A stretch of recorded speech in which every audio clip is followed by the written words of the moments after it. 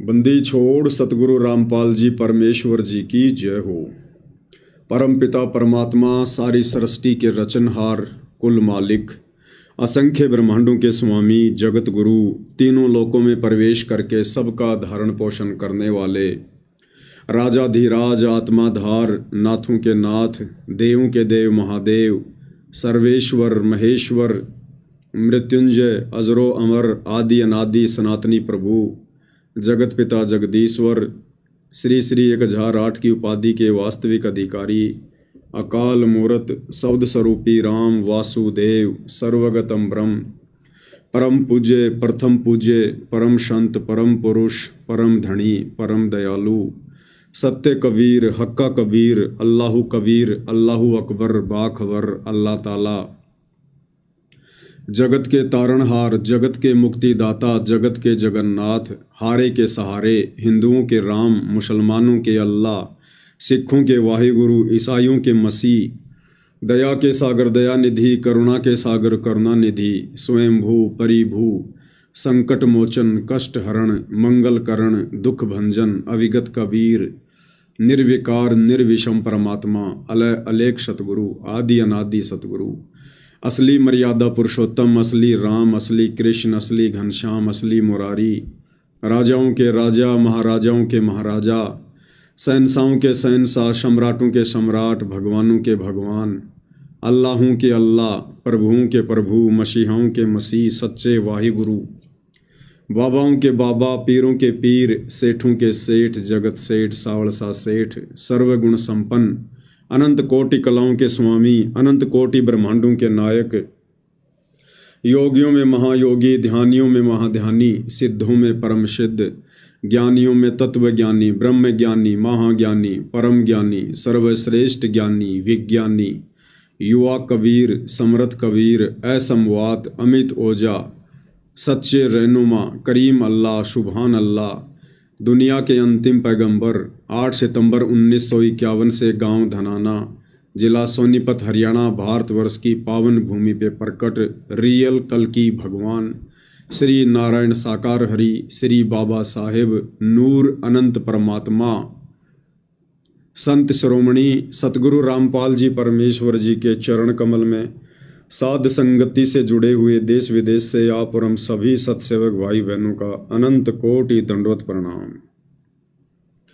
सत्साई भाई और बहनों, बहुत बड़ी दया, बहुत बड़ी मेहर पूज्य गुरुदेव भगवान की, परमपिता परमेश्वर सतगुरु रामपाल जी की, जगत की अम्मा जगदम्बा सतगुरु रामपाल जी की, जिनके विशेष आशीर्वाद से, शुभ आशीर्वाद से, जिनकी विशेष रजा से, उनकी कृपा दृष्टि से, दया दृष्टि से, साध संगति से जुड़े हुए हम सभी सत्सेवक भाई बहन हर प्रकार से मर्यादाओं में रहते हुए, ज्ञान को आधार बनाकर चलते हुए, संघर्ष करते हुए, सत भक्ति मार्ग पर अपनी आत्मा के कल्याण हेतु दृढ़ता के साथ निरंतर आगे की ओर बढ़ रहे हैं। भाई और बहनों, इस कलयुग की बिचली पीढ़ी में, मोक्ष के प्राइम टाइम में, गोल्डन चांस में, पूज्य गुरुदेव भगवान सतगुरु रामपाल जी की विशेष VIP रजा के बिना साध संगतियों का मिलना अति दुर्लभ है।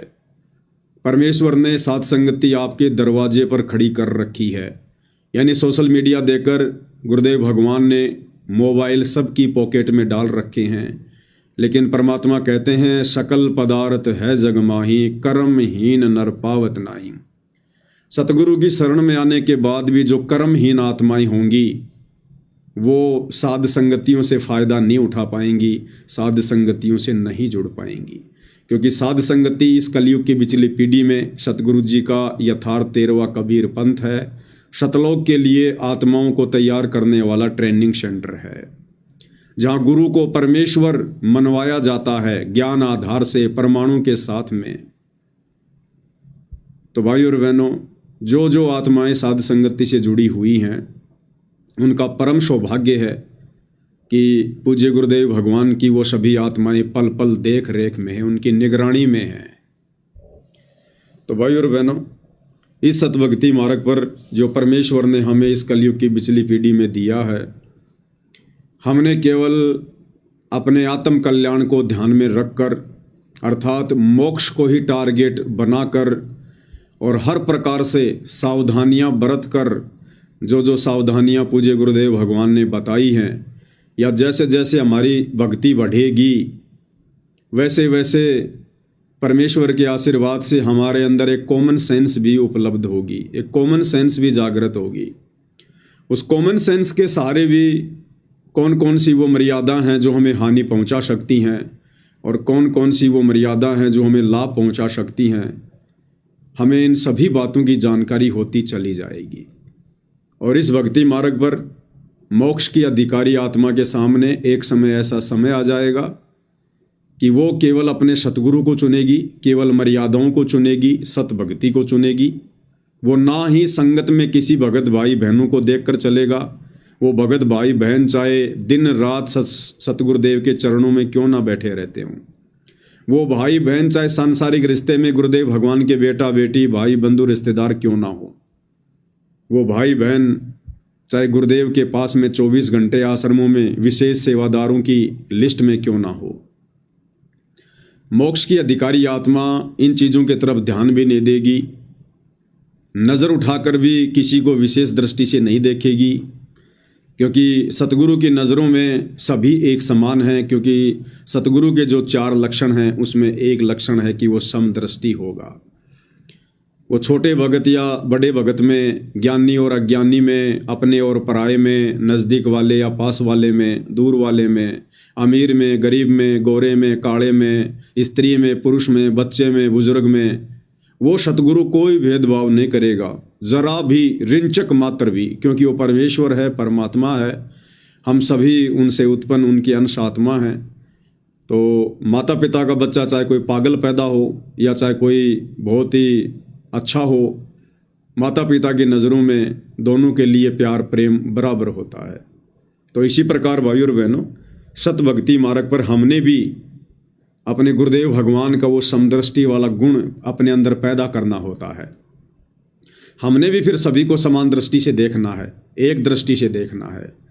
हमारे लिए ना कोई कोऑर्डिनेटर है, हमारे लिए ना कोई सीनियर भगत है, ना कोई छोटा भगत है, ना कोई अमीर है, ना कोई गरीब है। हमारा आत्म कल्याण होगा हमारे गुरुदेव भगवान के द्वारा बताई गई मर्यादित शास्त्र अनुकूल सत भक्ति को विश्वास और दृढ़ता के साथ करने से। फिर भला हमें अपने गुरु के अलावा बीच में किसी एजेंट की, किसी दलाल की, किसी मीडिएटर की क्या आवश्यकता? कोई आवश्यकता नहीं। यदि हम सच्चे हैं, मर्यादा में हैं, सतगुरु को हमने अपना बाप मान लिया है, क्योंकि गुरुदेव भगवान कहते हैं कि वो हाथ अपना रख दे सिर पर जिसने मान गुरु को बाप लिया। बाप यानी अध्यात्म का बाप। अध्यात्म का बाप एक ही है, कबीर। और वर्तमान में सतगुरु रामपाल जी के नाम से वो अध्यात्म का बाप कबीर देव धरती पर प्रकट है। तो उस बाप के अलावा फिर हमने भक्ति मार्ग पर आगे बढ़ने के लिए किसी और की आवश्यकता नहीं पड़नी चाहिए। तो भाइयों और बहनों, अब यदि कोई कमी रहेगी तो हम आत्माओं की रहेगी, बुद्धि विवेक की रहेगी, सोच और समझ की रहेगी। अन्यथा गुरुदेव भगवान ने तो ये ज्ञान देने में, समाधान करने में कोई कसर नहीं छोड़ी है। 35 वर्ष कम नहीं होते हैं। सन 1988 से गुरुदेव भगवान ये तत्व ज्ञान दे रहे हैं, प्रचार प्रसार कर रहे हैं। आज सन 2024 है, 35-36 वर्ष हो चुके हैं। इतना समय कम नहीं होता है भाई और बहनों। अब यदि कोई कमी रहेगी तो सिर्फ आप और हमारी रहेगी, बुद्धि विवेक की रहेगी। और भाई और बहनों, ये जो बुद्धि विवेक जो जागृत होना है, ये गुरुदेव के ज्ञान आधार से होना है, गुरुदेव के आशीर्वाद से होना है। सत्संग भक्ति का मूल है, भक्ति की नींव है, भक्ति की जड़ है। सत्संग यानी ज्ञान। जिस प्रकार हम मकान बनाते हैं और मकान की नींव यदि कमजोर है तो मकान कभी भी गिर सकता है। बनाने वाला भी डर डर के मकान बनाएगा। इसी प्रकार भक्ति की नींव, भक्ति की जड़, भक्ति का बेस, फाउंडेशन है ज्ञान, सत्संग। तो ज्ञान को जिसने आधार बना लिया उसे 21 ब्रह्मांड में कोई भी डगमग नहीं कर सकता। और ये ज्ञान सतगुरु की विशेष रजा से, पिछले शुभ भक्ति संस्कारों से ही जीव आत्मा समझ पाती है और इस ज्ञान को संभाल पाती है। परमात्मा कहते हैं पिछले तब से होत हैं पूर्ण हंस मुराद। सभी को ये ज्ञान समझ में नहीं आता है।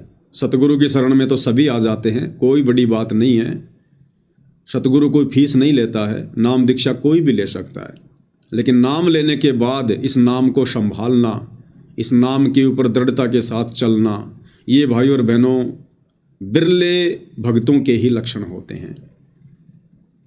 दास गरीब कहे नर लोई और सतगुरु को चीने बिरला कोई।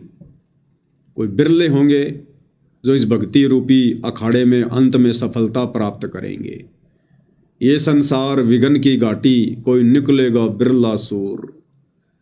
सतगुरु की कोई बिरला आत्माएं होंगी जो इस कलयुग की बिचली पीढ़ी में ये भक्ति रूपी मैदान को मारेंगी।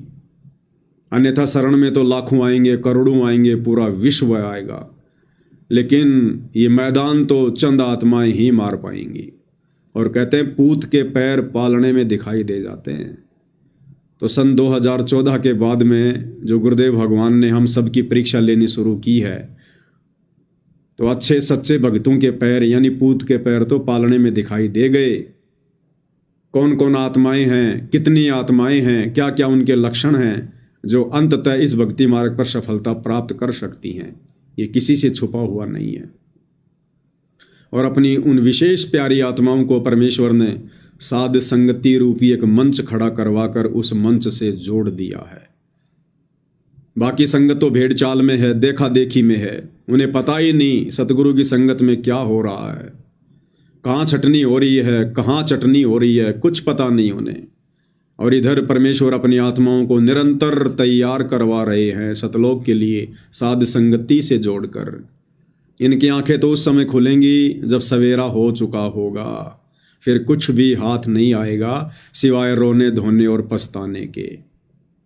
क्योंकि भाई और बहनों, इस सतभक्ति मार्ग पर जैसा सतगुरुदेव के साथ में यहाँ व्यवहार हो रहा है, वैसा ही व्यवहार उन आत्माओं के साथ होगा जो आत्माएं सतगुरु के पद चिन्ह पर चलेंगी। यानी सतगुरु को यहाँ कोई इज्जत नहीं है, कोई मान सम्मान नहीं है, सीधे मुंह सतगुरु से कोई बात नहीं करता, लड़ाई झगड़े उनके साथ करने को लोग तैयार। ना समझी के चलते सतगुरु को जेल में बैठा दिया, उनसे राग द्वेष ईर्ष्या पता नहीं क्या क्या उनको देशद्रोही जैसी उपाधियां दे दी। तो भाई और बहनों, इस काल के लोक में जहां ये काल नहीं चाहता कि कोई सत्य मार्ग पर चले, कोई सत्य कहे, कोई सत्संग करे, कोई सत्संग का अनुसरण करे, इस गंदे लोक में जब सतगुरु के साथ ऐसा व्यवहार हो रहा है तो सतगुरु के पद चिन्हों पर जो आत्माएं चलेंगी उनके साथ भी सेम टू सेम वैसा ही व्यवहार होगा। यानी उतना ही संघर्ष उन आत्माओं के भी जीवन में होगा। उन आत्माओं से कोई सीधे मुंह बात भी नहीं करेगा, मान सम्मान तो बहुत दूर की बात है, बहुत दूर की बात है। और ना वो आत्माएं कभी जिंदगी में मान सम्मान चाहेंगी, क्योंकि इस गंदे लोक में और मान सम्मान प्राप्त करके अगले जन्म में गधा बनना। एक छोटा सा वीडियो आपको दिखाते हैं भाई और बहनों।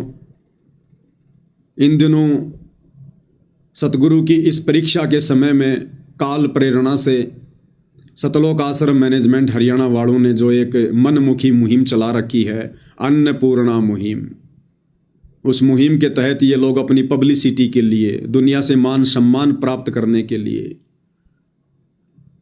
और लोगों की ना जाने कैसी कैसी सहायताएं कर रहे हैं। सहायता करना वैसे भाई और बहनों, किसी की मदद करना बहुत अच्छी बात है, ये इंसान का गुण है, लक्षण है, परमात्मा ने बताया।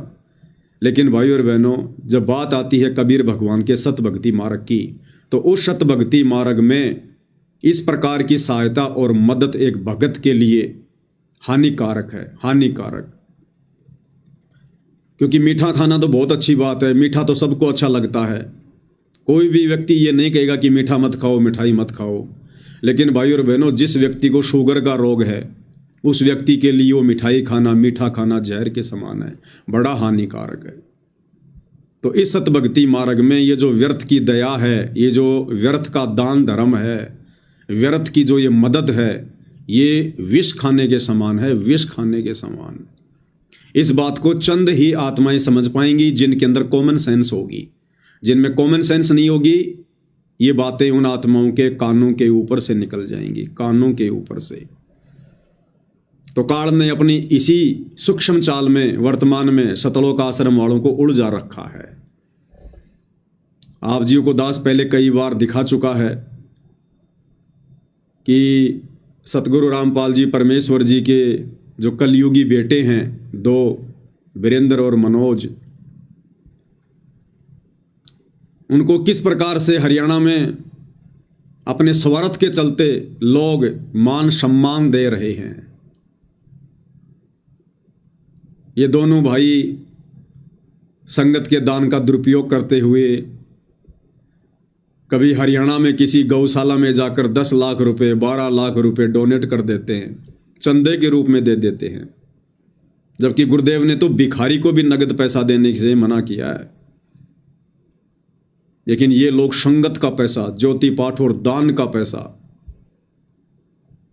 झूठा भाईचारा निभाने के चक्कर में, झूठी पब्लिसिटी के चक्कर में लुटा रहे हैं, संगत की मर्यादाएं तोड़वा रहे हैं।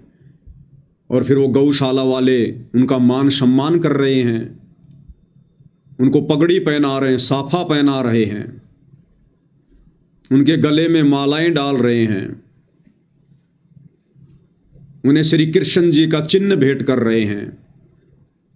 और वो मंदबुद्धि प्राणी दोनों भाई कहते हैं हम सतगुरु के बच्चे हैं, हमें सार नाम मिल गया, हमें सार शब्द मिल गया, हम 30 साल से भक्ति कर रहे हैं और तत्व ज्ञान की छींट भी नहीं है उनको, और श्री कृष्ण जी का वो चिन्ह स्वीकार कर रहे हैं, लोगों से सर पर साफा बंधवा रहे हैं।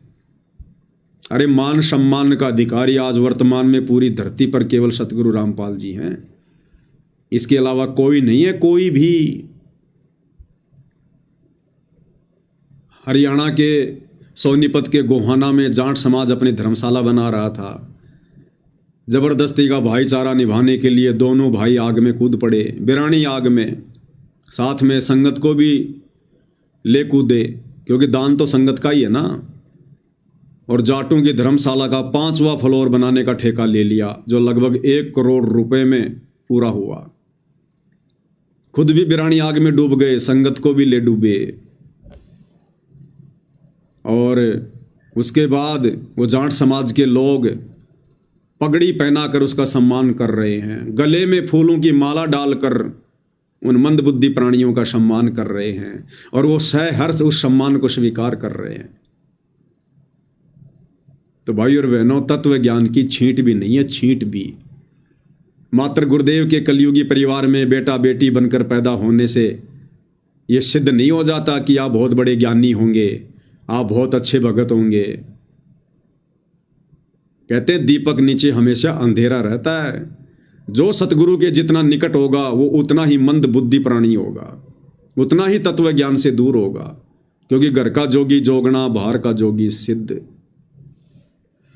उसी कड़ी में इस अन्नपूर्णा मुहिम के तहत जबरदस्ती लोगों की हंसी मजाक में की गई फरमाइश को पूरा करने के बाद वो गांव वाले फिर इन आश्रम वालों का सम्मान कर रहे हैं। सम्मान, और क्या सम्मान कर रहे हैं भाई और बहनों, ये अपना आभार ऐसी मंदबुद्धिता ये आश्रम वाले वर्तमान में दिखा रहे हैं। हंसी भी आती है और इन लोगों के माड़े संस्कारों के ऊपर दया भी आती है, दया भी आती है।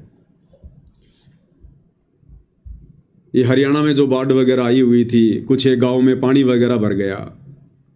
अब ये काम तो था सरकार का, जनता सरकार को टैक्स दे रही है। ये काम तो था सरकार का, वहाँ के सरपंच का, वहाँ के विधायक का, क्योंकि सरपंच को भी करोड़ों में बजट मिलता है, करोड़ों में बजट। कहाँ गया भाई? अभी तो चुनाव हुए।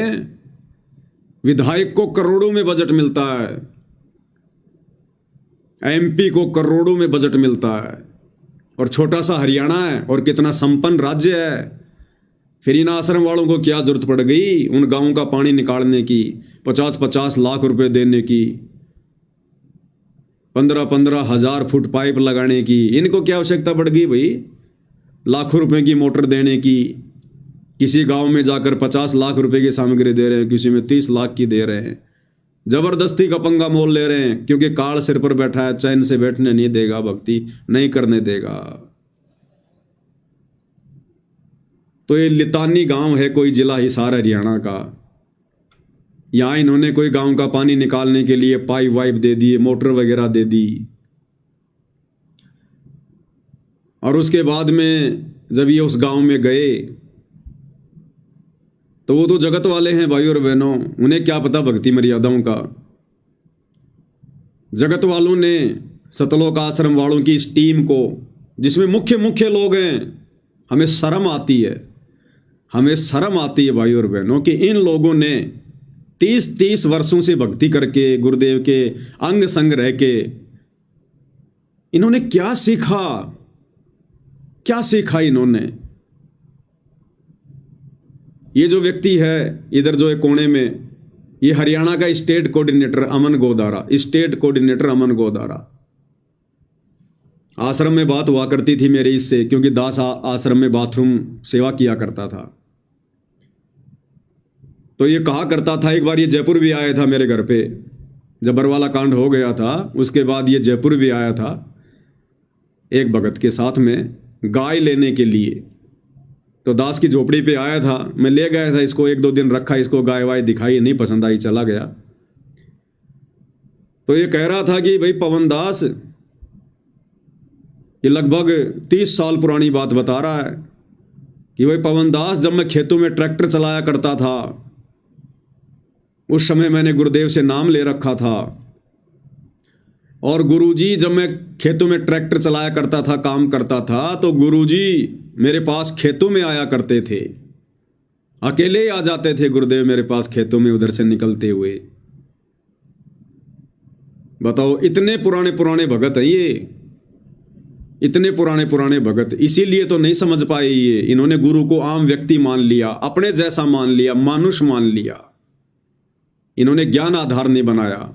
ये दूसरा व्यक्ति, ये बलजीत है, बलजीत सतलोक आश्रम का मुख्य ट्रस्टी, जिसने छोटे बरवाड़ा आश्रम के लिए 1 एकड़ जमीन दी थी, जिसका गुरुदेव भगवान जिक्र करते हैं कई बार सत्संगों में। हमारी जो बबीता बहन थी, जो बरवाला कांड में जिसको जेल हो गई थी, जिसको बेबो नाम से जाना जाता है, गुरुदेव के साथ में इस मीडिया ने नाजायज संबंध स्थापित करने की कोशिश की थी उस बहन के। तो ये उस बबीता का पिता है, बलजीत लहरी। ये इतने पुराने पुराने भगत हैं भाई और बहनों, और इनकी बुद्धि गांव गई है, बुद्धि गांव गिरवी रख दी इन लोगों ने। अरे मदद कर दी तो कर दी, दोबारा क्या लेने गए थे? चॉकलेट लेने गए थे क्या तुम वहां पर? तुम लोग, गांव वालों ने मदद मांगी, तुम लोगों ने मदद दे दी। और ये गांव वाले भाई और बहनों वैसे मदद नहीं मांगते, ये लोग भिखारी नहीं है, भिखारी नहीं है। इन्हीं की टीम में से कुछ लोग जाकर गांव वालों को उकसाते हैं कि साहब आप ऐसा करो, आप ऐसे ऐसे फोन करो हमारे आश्रम में कि साहब ऐसे ऐसे हमारे गांव पर आपत्ति आ गई, बाढ़ आ गई, पानी निकालना है, साहब आपकी मदद की जाएगी। इन्हीं के लोग जाकर गांव वालों में हवा भरते हैं, और उसके बाद ये तो तैयार रहते ही हैं काल प्रेरणा से अपने कर्म फुड़वाने के लिए। तो इन्होंने इस गांव में रात सामग्री पहुंचा दी, सारा काम कर दिया। उसके बाद क्या टिंडे लेने गए थे उस गांव में।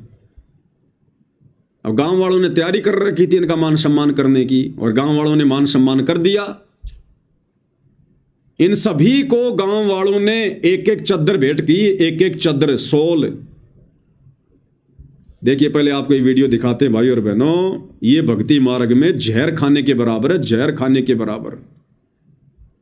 देखिएगा। लिए अपना आभार जताते हुए लितानी गांव की पूरी पंचायत ने संत रामपाल जी महाराज के लिए एक सम्मान पत्र भेंट किया और उनकी टीम को शॉल पहनाकर सम्मानित किया। ये देखिएगा भाई और बहनों, ये सोल दिए जा रहे हैं इनको सबको, ये चद्दरें दी जा रही है। जैसे किसी को सोल भेंट किया जाता है, किसी को सोल जो है वो ओढ़ाया जाता है, किसी को गले में माला डाली जाती है, किसी के सिर पर साफा बांधा जाता है, किसी को गुलदस्ता देकर फूल वगैरह भेंट किए जाते हैं, सब मान सम्मान में आता है। क्या कर रहे हैं ये लोग? क्या शिक्षा दे रहे हैं हमारे जैसे छोटे मोटे भक्तों को? क्या शिक्षा दे रहे हैं ये? क्या सीखेगी आने वाली जनरेशन इन मंदबुद्धियों से कि ये सीखा तुम लोगों ने 30-30 साल भक्ति करके? ये मर्यादा तोड़वाने वाले काम तुम हमें सिखा रहे हो। क्या भगत अधिकारी है सतगुरु की शरण में आने के बाद अपना मान सम्मान करवाने के लिए? क्या योग्य है भगत? किसी ने मना नहीं किया कि साहब तुम ये क्या कर रहे हो, और गांव वालों ने सबके हाथों में सोल पकड़ा दिए, सबके हाथों में, सबके हाथों में। हो गया बराबर तुम्हारा काम, हो गई तुम्हारी सेवा बराबर। अरे भैया तुमने गांव वालों को सामान दिया, बदले में गांव वालों ने तुम्हारा सम्मान कर दिया, बराबर गया 50 लाख रुपए पानी में, गई तुम्हारी मदद पानी में, हिसाब किताब बराबर। मर्यादा तुमने तोड़वाई वो अलग, फायदा गांव वालों का। सरपंच का बजट बच गया, विधायक का बजट बच गया, सरकार का पैसा बच गया।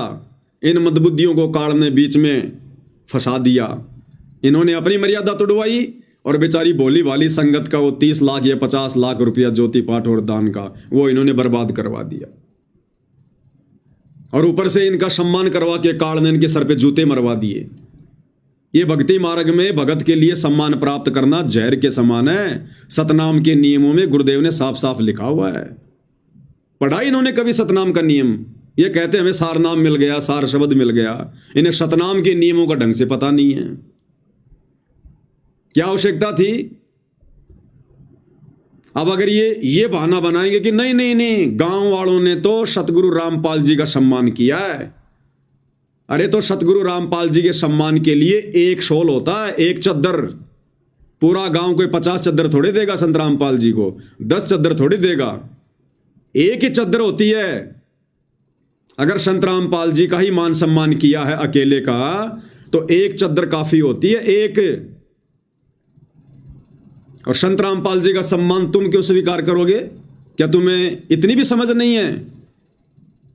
अरे जब तक बाप जिंदा है, बेटा कभी भी उसके सम्मान को स्वीकार नहीं करता। बेटा अपने बाप के सम्मान को दूसरे लोगों से उस समय स्वीकार करता है जब उसका बाप मर चुका होता है। अभी तो तुम्हारा बाप जिंदा है, या जीते जी मार दिया तुम लोगों ने। और तुम कौन होते हो सतगुरु रामपाल जी का सम्मान स्वीकार करने वाले? तुम कौन होते हो भाई?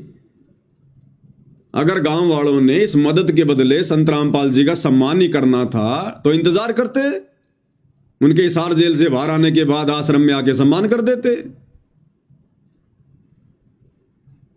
लेकिन यहां देखो, हर एक के हाथों में ये चदरें पकड़ाई जा रही हैं, हर एक के हाथों में सोल दिए जा रहे हैं। तो संत रामपाल जी का तो केवल नाम, केवल फॉर्मेलिटी, और मान सम्मान किसका? इन मंद बुद्धियों का। भाई और बहनों, 6 फुट की हाइट प्राप्त कर लेने से, हट्टा कट्टा शरीर प्राप्त कर लेने से, या चौड़ा कुर्ता पजामा पहन लेने से ये बुद्धि भी, ये भेजा भी उतना ज्यादा पावरफुल होगा, ये किसी किताब में लिखा हुआ नहीं है। लोमड़ी छोटी सी होती है, छोटी सी। और लोमड़ी को क्या कहा जाता है? चालाक, चतुर। और भैंसा, भैंसा 2-2 टन का, 3-3 टन का होता है भैंसा। और उसकी बुद्धि के विषय में क्या कहा जाता है? भैंस बड़ी के अकल। जब कोई बात हो जाती है तो लोग क्या कहते हैं? तेरी भैंसे जैसी बुद्धि है, भैंसे जैसी बुद्धि। तो इन शतलोक आश्रम वालों की, इन बड़े बड़े परम भक्तों की भाई और बहनों, वर्तमान में भैंसा जैसी बुद्धि है। क्या शिक्षा देंगे ये संगत को? अपने पैरों पर खुद कुल्हाड़ी मार रहे हैं। आने वाले समय में संगत इनको दुत्कारेगी, इनके इन्हीं कुकर्मों के चलते। अगर संत रामपाल जी का सम्मान गांव वाले करना चाहते थे तो एक चद्दर होती है संत के लिए, केवल एक चद्दर। अरे गुरुदेव भगवान तो अपने भक्तों को कफन के ऊपर भी, अगर किसी ने अगर पहले से कोई कपड़ा डाल रखा है तो दोबारा से कपड़ा डालने के लिए मना करते हैं कि मुर्दे के ऊपर भी अगर किसी ने वो कफन डाल रखा है तो ऊपर कोई कफन नहीं डालना। और ये 10-10 चद्दर संत रामपाल जी लेंगे क्या? स्वीकार करेंगे क्या? और सब पकड़ पकड़ के बैठे हैं बारी बारी से, सब पकड़ पकड़ के, तो सम्मान इनका हो रहा है। ऐसे ठगता काल। अब क्या करेंगे इनके पीछे लगी हुई संगत, जब ये बड़े बड़े परम भगत, ये कोऑर्डिनेटर, मैनेजमेंट के मुख्य व्यक्ति और ऐसी ज्ञानहीनता पेश कर रहे हैं, ऊपर से वीडियो बनवा बनवा के डल रहे हैं। इनकी बुद्धि गांव गई भाई और बहनों, गांव। दोबारा से देखिए सिस्टम इनका। लिए अपना आभार जताते हुए लितानी गांव की पूरी पंचायत ने संत रामपाल जी महाराज के लिए एक सम्मान पत्र भेंट किया और उनकी टीम को शॉल पहनाकर सम्मानित किया। टीम को अब मैं अपील करूंगा सरपंच साहब से, पंचायत से, और जो हमारी कमेटी है 36 बिरादरी की, संत रामपाल महाराज जी का, और जो टीम है आई है, जो कमेटी उनका मान सम्मान करेंगे। और दर्शकों, जो संत रामपाल जी महाराज की तरफ से जो इनको ग्राम पंचायत लितानी की तरफ से जो सहायता प्राप्त हुई है, उसके सम्मान में ग्राम पंचायत की तरफ से संत रामपाल जी महाराज के ट्रस्ट को ये सम्मान के तौर पर दिया जा रहा है। यहाँ पर देखिए, परम पूज्य संत रामपाल जी महाराज एवं मुनिन धर्मा ट्रस्ट कुरुक्षेत्र द्वारा गांव लितानी में बाढ़ राहत कार्य में सहयोग हेतु दी गई 15,000 फुट 8 इंची pipeline, 2 pump set 20 horse power व 500 फुट केबल मदद दी गई है। इस नेक कार्य में सहयोग हेतु समस्त गांव लितानी संत रामपाल जी महाराज जी का हार्दिक धन्यवाद करता है। और ये इन्होंने बाकायदा बढ़िया तरीके से फ्रेम में सेट करके कांच लगा के इनको सौंपा है। एक बार हम इनसे बातचीत करके इनको ये जो सम्मान गांव वासियों ने दिया है, इनको कैसा लग रहा है? सत साहिब जी, ये सम्मान गुरुजियों को जो गांव ने दिया है, हम समस्त ग्रामवासियों को गुरुजियों की तरफ से तहे दिल से धन्यवाद करते हैं। आगे भाई, ये पहले गांव नितानी ऐसा, पहला गांव नितानी ऐसा है जिसने संत रामपाल जी का सम्मान किया है। तो खुशी इनको संत रामपाल जी के सम्मान से नहीं है, ये पहला गांव ऐसा जिसने इस टीम को सम्मान दिया है, सोल भेंट किया है। ये इनके स्टेटमेंट हैं भाई और बहनों। ये कलयुग में सतयुग लाएंगे। ये बड़े बड़े सतलोक आश्रम कमेटी के भगत ये आने वाले समय में पूरे विश्व का नेतृत्व करेंगे। ये जिनके खुद के पैर कब्र में लटक रहे हैं, ये पूरे विश्व को संचालित करेंगे। ये आने वाले समय में क्या मार्गदर्शन करेंगे दुनिया का। इनकी बुद्धि खुद जेरे कुएं में गिरी हुई है। एक स्टेटमेंट और सुनाते हैं आपको बलजीत का, क्या कह रहा है। ग्राम पंचायत धनौदा व सभी ग्राम वासियों को सतगुरु रामपाल जी महाराज जी की तरफ से निवेदन है और हमारे को सतगुरु जियों का सख्त आदेश है, जिसको मैं पढ़कर आपको सुना रहा हूँ। सेवा में ग्राम पंचायत धनौदा, तहसील नरवाना, जिला जींद, हरियाणा। विषय जगत गुरु संत रामपाल जी महाराज का विशेष निवेदन। ग्राम पंचायत धनौदा से निवेदन किया जाता है कि हमारे गुरुदेव जी संत रामपाल जी महाराज का हमें आदेश आया है कि जिन गांवों को पानी से निजात पाने के लिए राहत दी गई है, उनको यह पत्र दिया जाए और निवेदन किया जाए कि यदि संत रामपाल जी महाराज जी द्वारा दी गई राहत सामग्री से निर्धारित समय पर पानी नहीं निकलता है और इस बार फसल की बिजाई नहीं हुई, तो आगे से हमारा ट्रस्ट आपके गांव की कोई मदद नहीं करेगा। क्यों नहीं करेगा भाई? अरे जब तुमने पाइप दे दी, मोटर दे दी, इतना काम कर दिया, तो पानी भी तुम ही निकाल दो। गांव वालों को फिर तुम इतनी तकलीफ क्यों दे रहे हो कि हमारे गुरुजी का सख्त आदेश है कि तुम्हारे को सारा सामान दे दिया गया। गांव वालों, अब यदि निर्धारित समय पर पानी नहीं निकला तो आगे से हमारी कमेटी गांव वालों की कोई मदद नहीं करेगी। अरे तुम्हारे पास में मजदूरों की कमी है क्या? ये दोगलापन क्यों कर रहे हो भाई तुम? एक तरफ तो तुम लोगों के मकान बना रहे हो, तो खाली तुम सामान दे के आ रहे हो क्या कि ये लो जी सीमेंट, ये लो जी ईंट, ये लो जी रोड़ी, ये लो जी चूना। और हमारे गुरुजी का आदेश है, अगर निर्धारित समय में 1 महीने के अंदर अंदर तुम लोगों ने अपना मकान नहीं बनाया तो आगे से इस गांव में किसी का कोई मकान नहीं बनाया जाएगा। अरे वहां तो तुम मकान भी खुद ही बना रहे हो, भक्तों को बेचारों को मजदूर बना बना के, और यहां तुम इस गांव में पाइप डाल के आ गए, मोटर डाल के आ गए, और कह रहे हो कि पानी गांव वाले निकालो। क्यों निकालेंगे गांव वाले पानी? निकालो, तुम लगाओ मजदूर। तुम्हारे पास मजदूरों की कमी है क्या?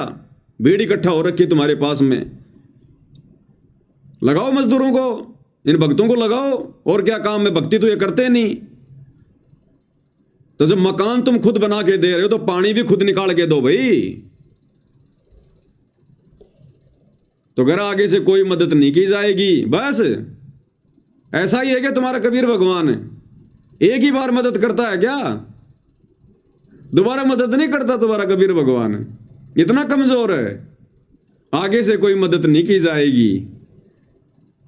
तो वर्तमान में जो मदद कर रहे हो, कौन सा तुम्हारे सामने ये हाथ फैला रहे थे गांव वाले? ये भी तो तुमने जबरदस्ती करी है।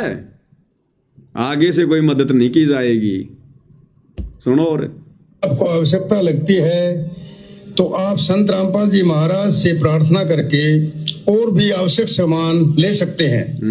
गुरुदेव जी ने कहा है कि सामान चाहे कितना भी लगे, लेकिन गांव से पानी निकलना चाहिए। यदि पानी नहीं निकलता है तो इसमें गलती आप लोगों की होगी।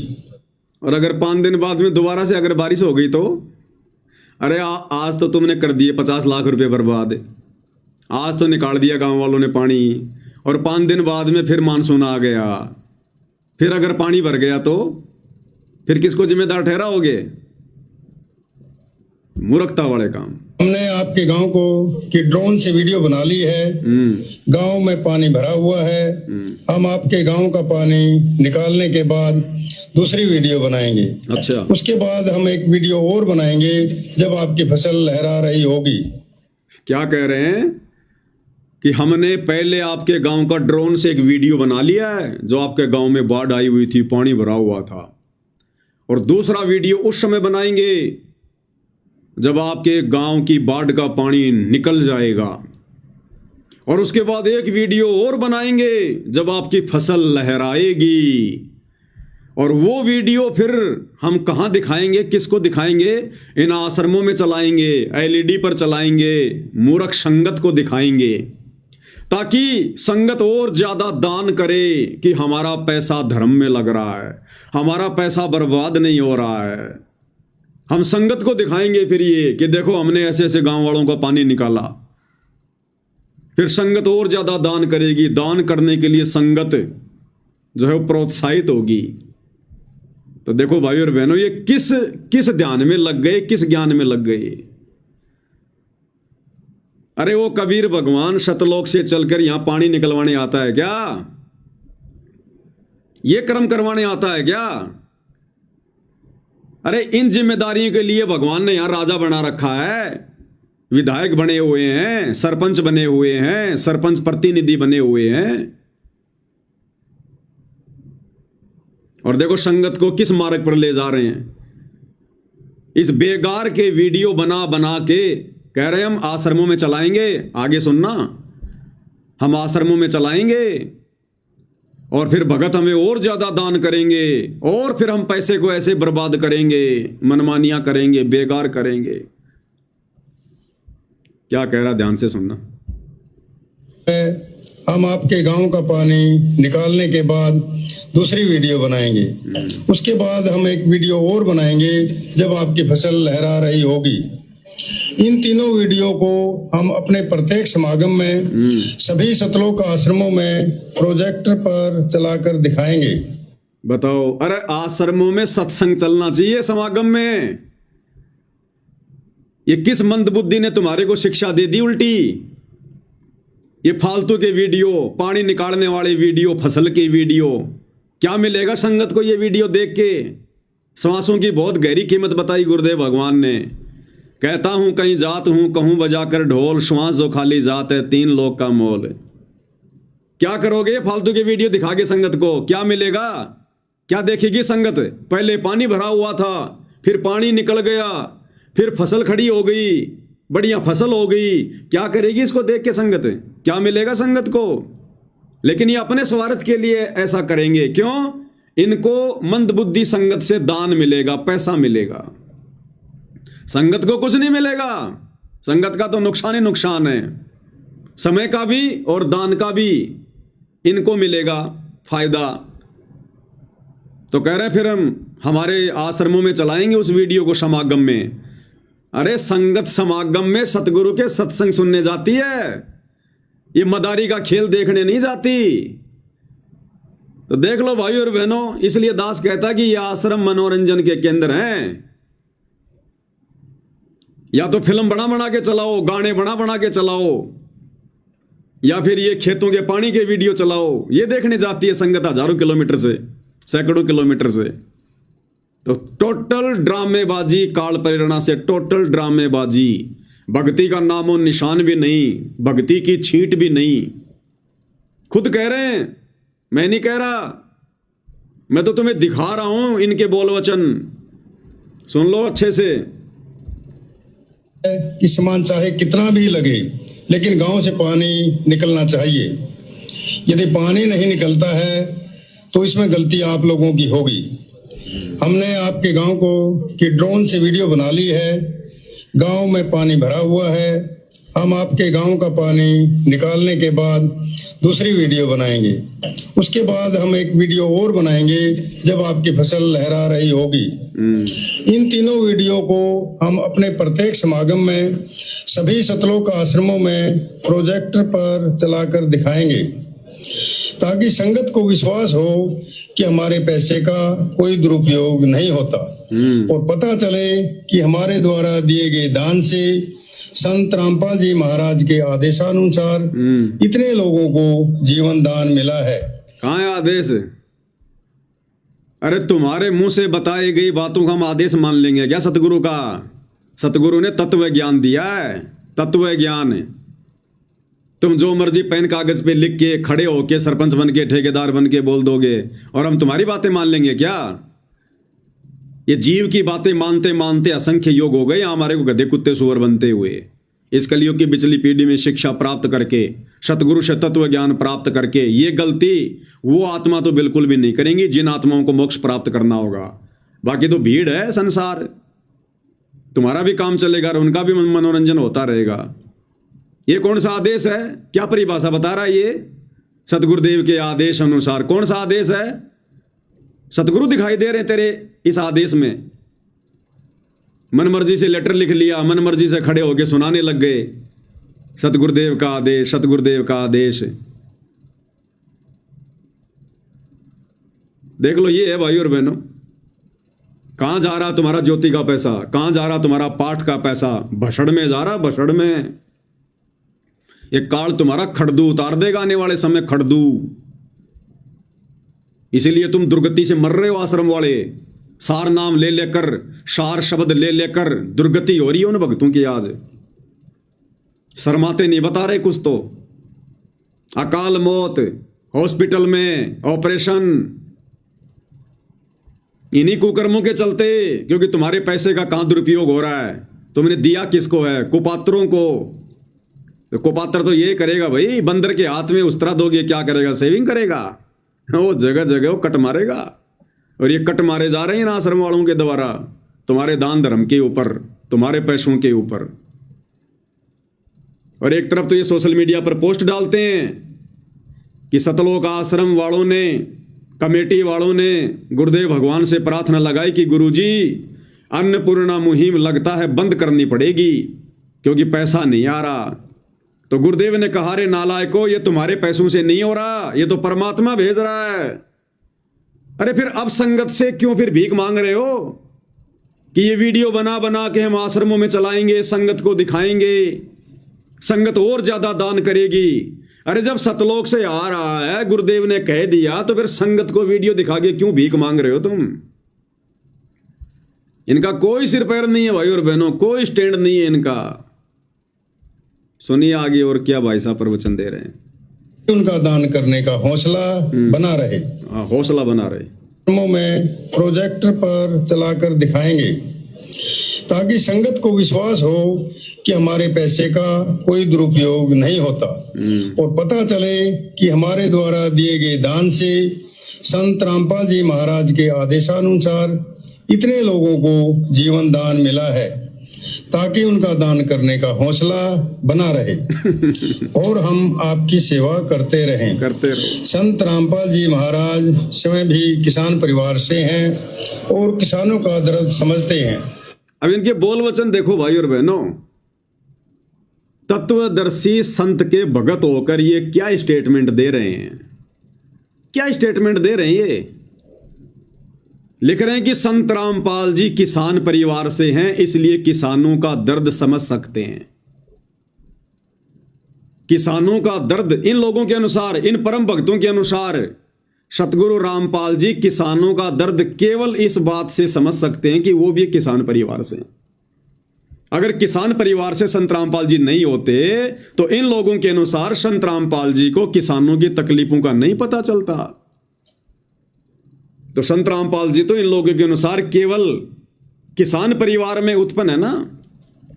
और दूसरे जो वर्ग हैं, नौकरी पेशा वाला जो वर्ग है, मजदूर वर्ग हैं, दिहाड़ी मजदूर हैं, तो उनका दर्द तो सतगुरु रामपाल जी समझ ही नहीं सकते।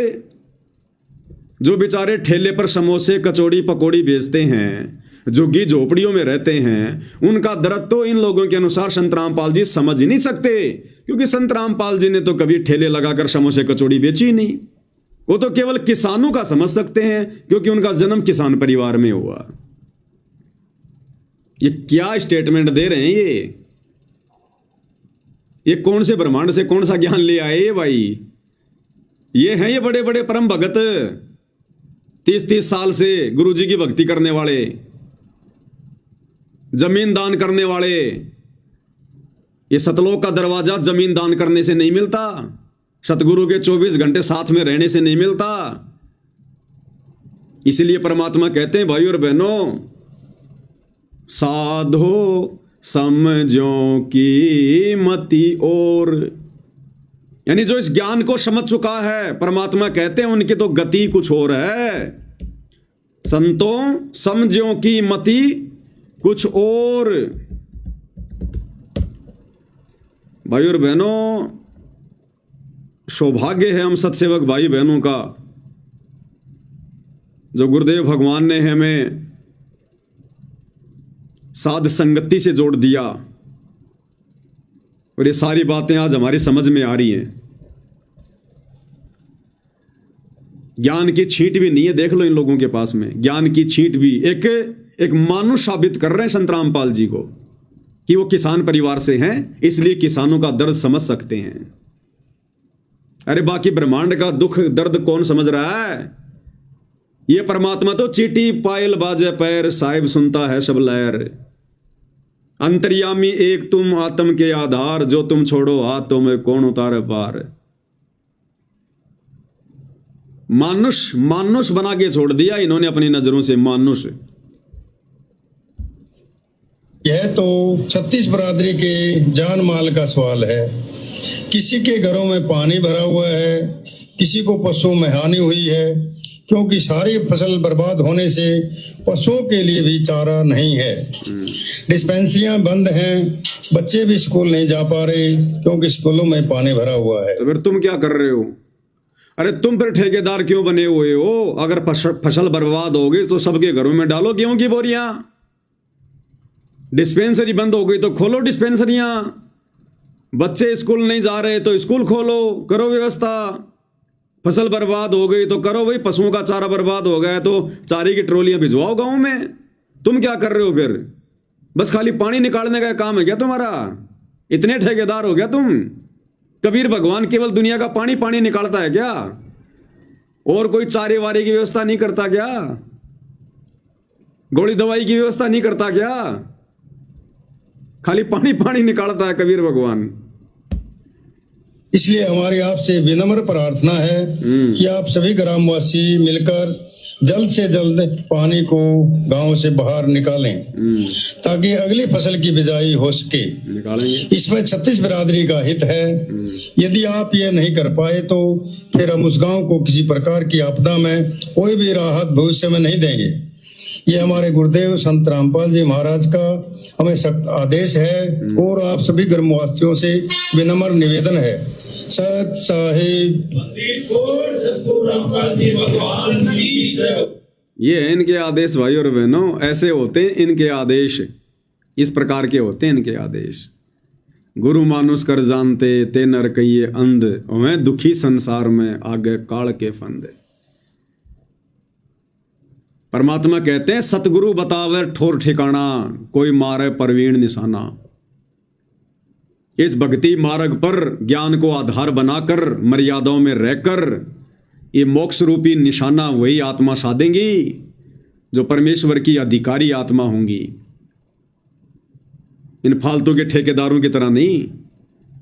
तो कहते हैं सतगुरु बतावे ठोर ठिकाना और कोई परवीण फिर मारे निशाना। तो सतगुरु ने हमें ठोर ठिकाना बता दिया कि भक्तों ने दान धर्म कहां लगाना चाहिए, कैसे दान धर्म का सदुपयोग करना चाहिए, किन के हाथों में दान देना चाहिए, और कैसे भक्तों ने अपनी भक्ति सफल करनी चाहिए। तो ये सबके बस की बात नहीं है भाई और बहनों, सतगुरु ने तो सबको ठोर ठिकाना बता दिया सत्संगों में। अब आगे कहते हैं कोई मारे परवीण निशाना। परवीण यानी कोई चतुर भगत, कोई शाना भगत, ज्ञानी भगत ही वो निशाना ठोर ठिकाने लगाएगा, फिर बाकी ऐसे बर्बाद करेंगे मान बढ़ाई के चक्कर में काल प्रेरणा से। तो हालत बहुत पतली है भाई और बहनों, काल संगत पर बुरी तरह से हावी है, पूरी तरह से हावी है। बच के निकल पाना बड़ा मुश्किल है, बड़ा मुश्किल है। ऐसी होती है पकड़। बंदर का बच्चा माँ की छाती से कैसे चिपट जाता है, वो पेड़ पर फुदकती रहती है, दौड़ती रहती है और नहीं गिरता। ऐसे काल ने संगत के ऊपर जकड़ बना रखी है तगड़ी।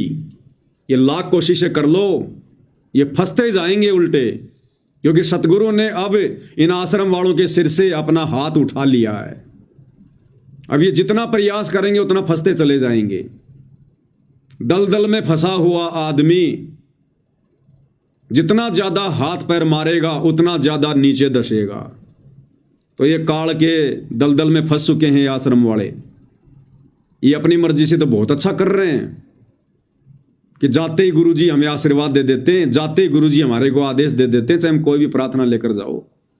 ये बड़े खुश हो रहे हैं कि गुरुजी बड़े खुश हैं, हम बहुत अच्छी सेवा कर रहे हैं। अरे परीक्षा काल है, ये परीक्षा काल है। इस समय तुम सतगुरु से जहर खाने की प्रार्थना लेकर जाओगे तो आदेश मिलेगा खा लो, क्या पता बाद में मौका मिले ना मिले, खा लो। तो भाई और बहनों, ये गढ़ तो परमेश्वर की विशेष आत्माएं ही जीतेंगी इस कलयुग की पिछली पीढ़ी में। इसीलिए परमेश्वर ने अपनी वाणियों में कहा है, खोकापुर में काग मिले दिन दोई रे, अरबों में कोई हंस हमारा होई रे। और धर्मदास जी को परमात्मा ने कहा था, बहु जल में बहु काग हैं, कोए कोए हंस हमार, ए जी साधो कोए कोए हंस हमार।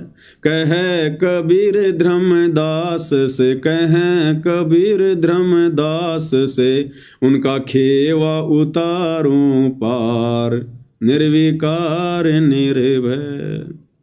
बहु जल में बहु काग है और कोई कोई हंस हमार, कहें कबीर धर्मदास से, उनका खेवा उतारूं पार।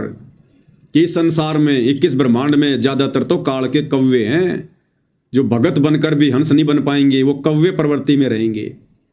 कहते हैं हमारे तो कोई कोई हंस होंगे जो हमारे नियमों पर चलेंगे, हमारी बातों को समझ पाएंगे, हमारे संकेतों के अनुसार चलेंगे, वो तो कोई कोई हंस होंगे। और कहे कबीर धर्मदास से, केवल उन्हीं को पार उतारूंगा, उनका खेवा उतारूं पार। तो भाई और बहनों, ये दया पूज्य गुरुदेव की वर्तमान में हम सत्सेवक भाई बहनों के ऊपर असीम है, छप्पर फाड़ है।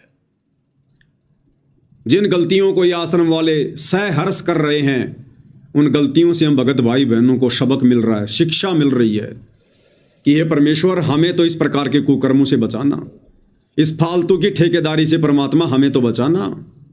ये बंदे छोड़, जिस प्रकार इन आश्रम वालों की बुद्धि पर काल बैठा हुआ है, ये तनिक भी विचार नहीं कर पा रहे हम क्या कर रहे हैं।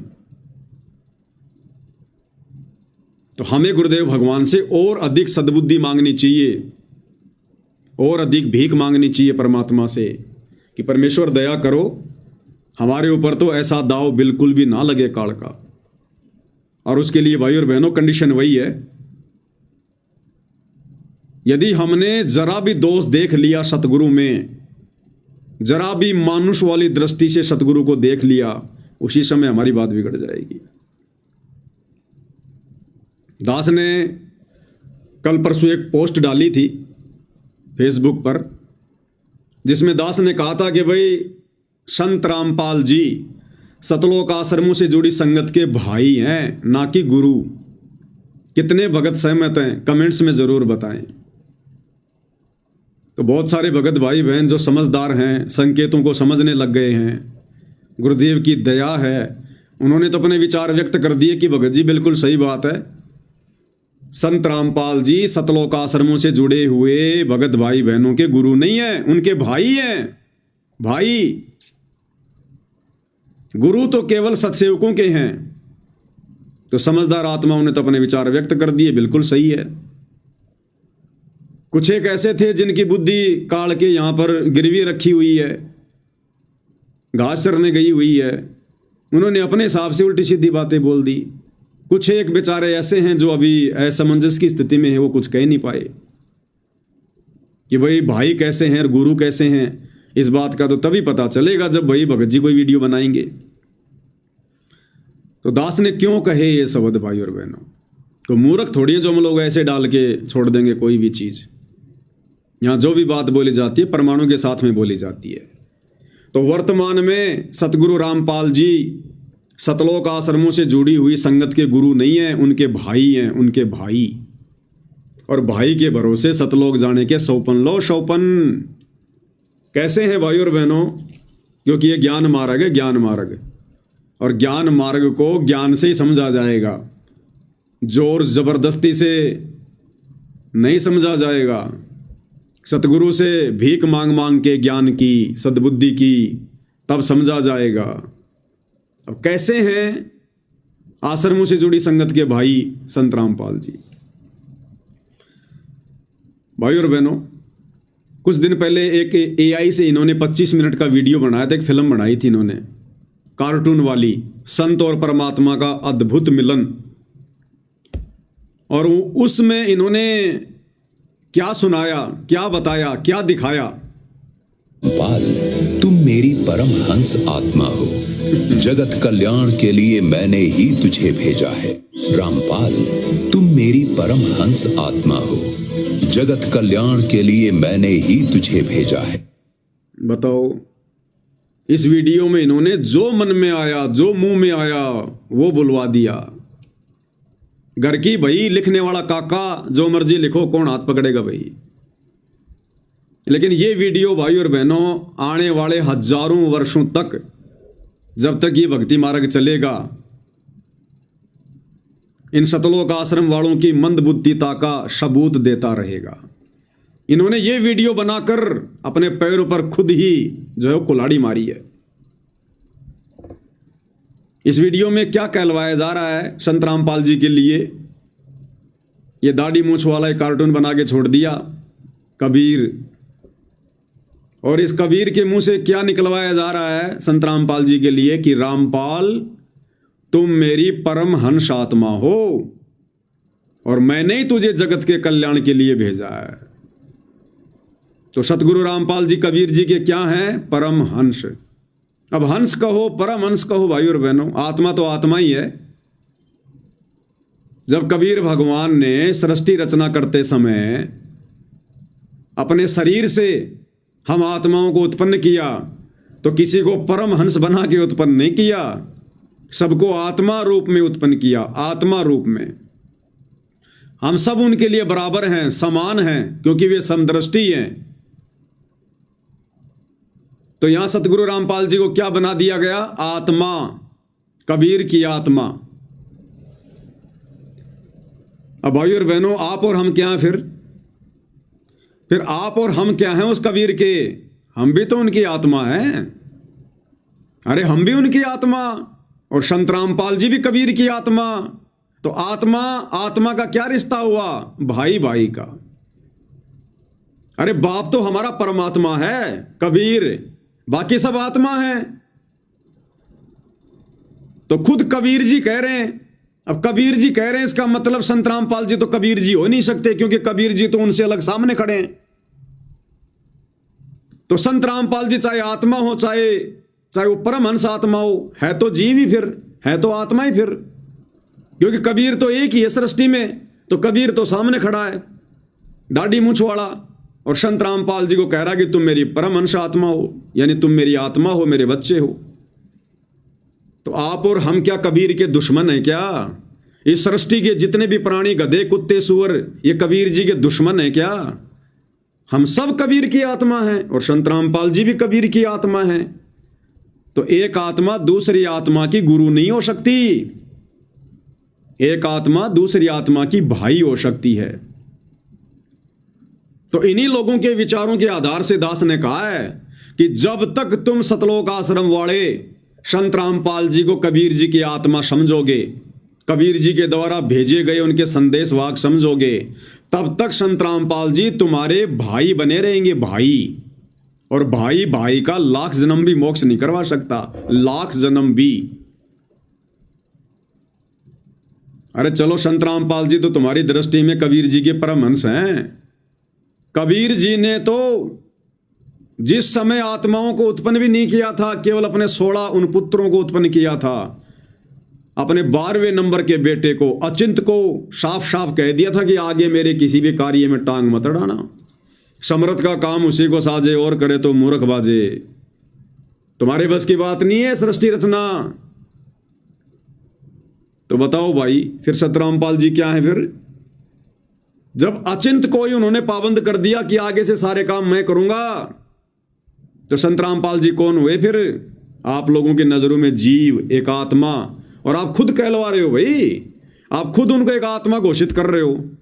पाल, तुम मेरी परम हंस आत्मा हो, जगत कल्याण के लिए मैंने ही तुझे भेजा है। रामपाल, तुम मेरी परम हंस आत्मा हो, जगत कल्याण के लिए मैंने ही तुझे भेजा है।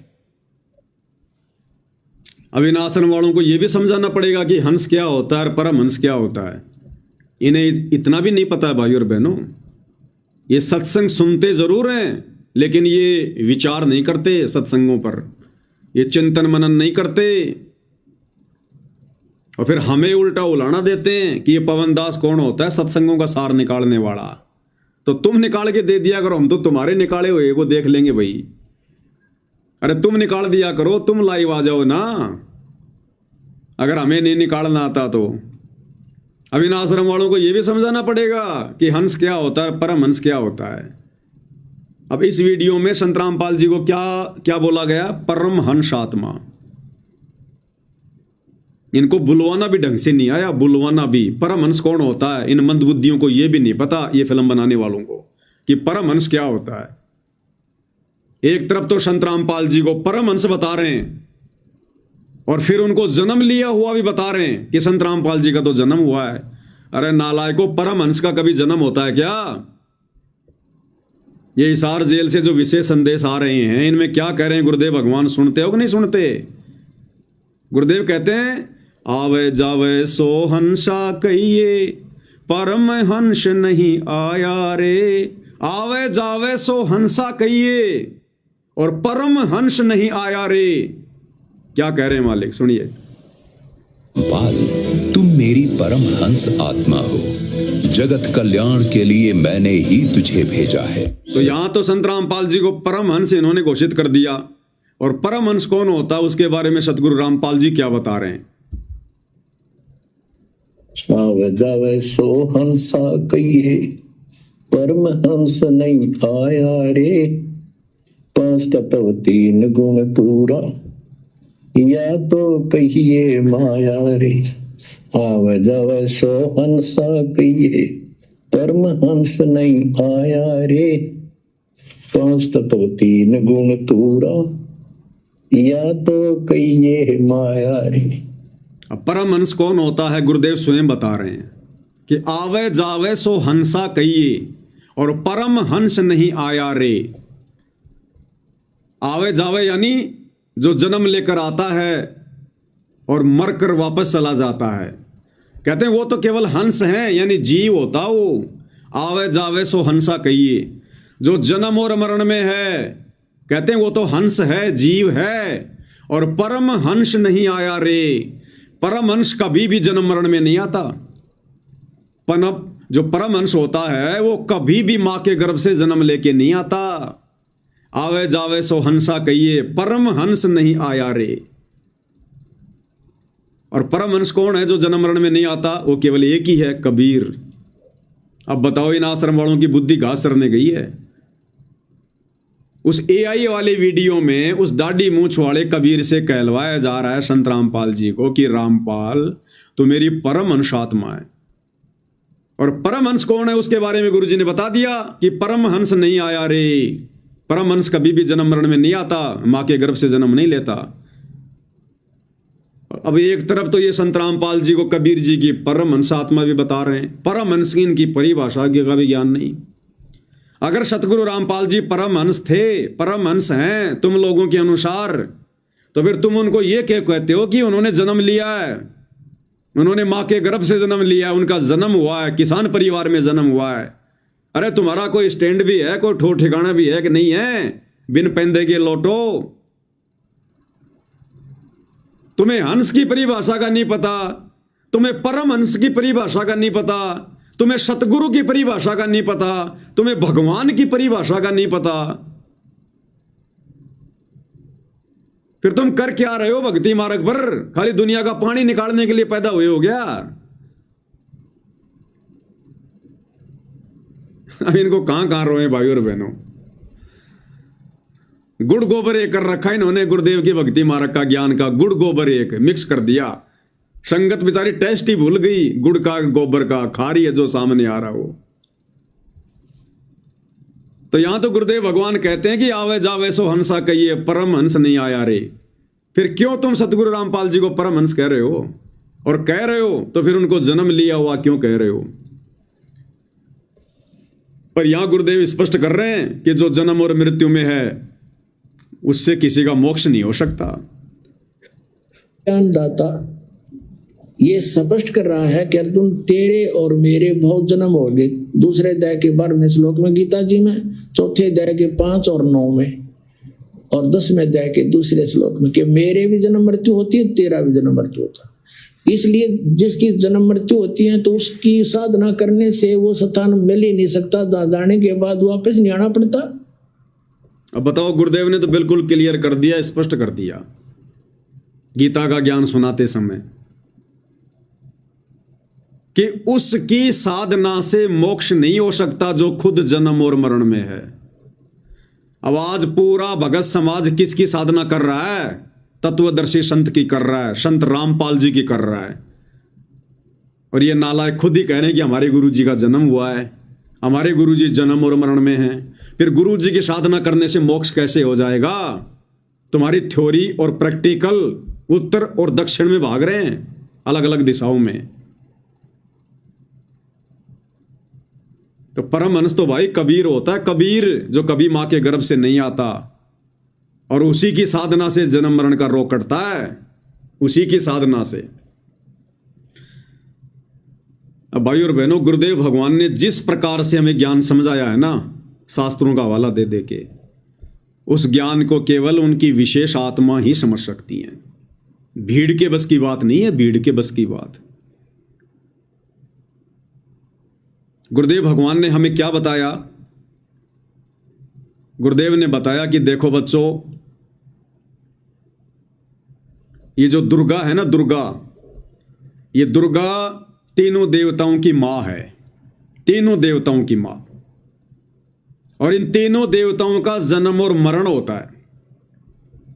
तो संगत ने सहर्ष स्वीकार कर लिया कि हां गुरुजी, बिल्कुल सत्य बात है, ठीक है।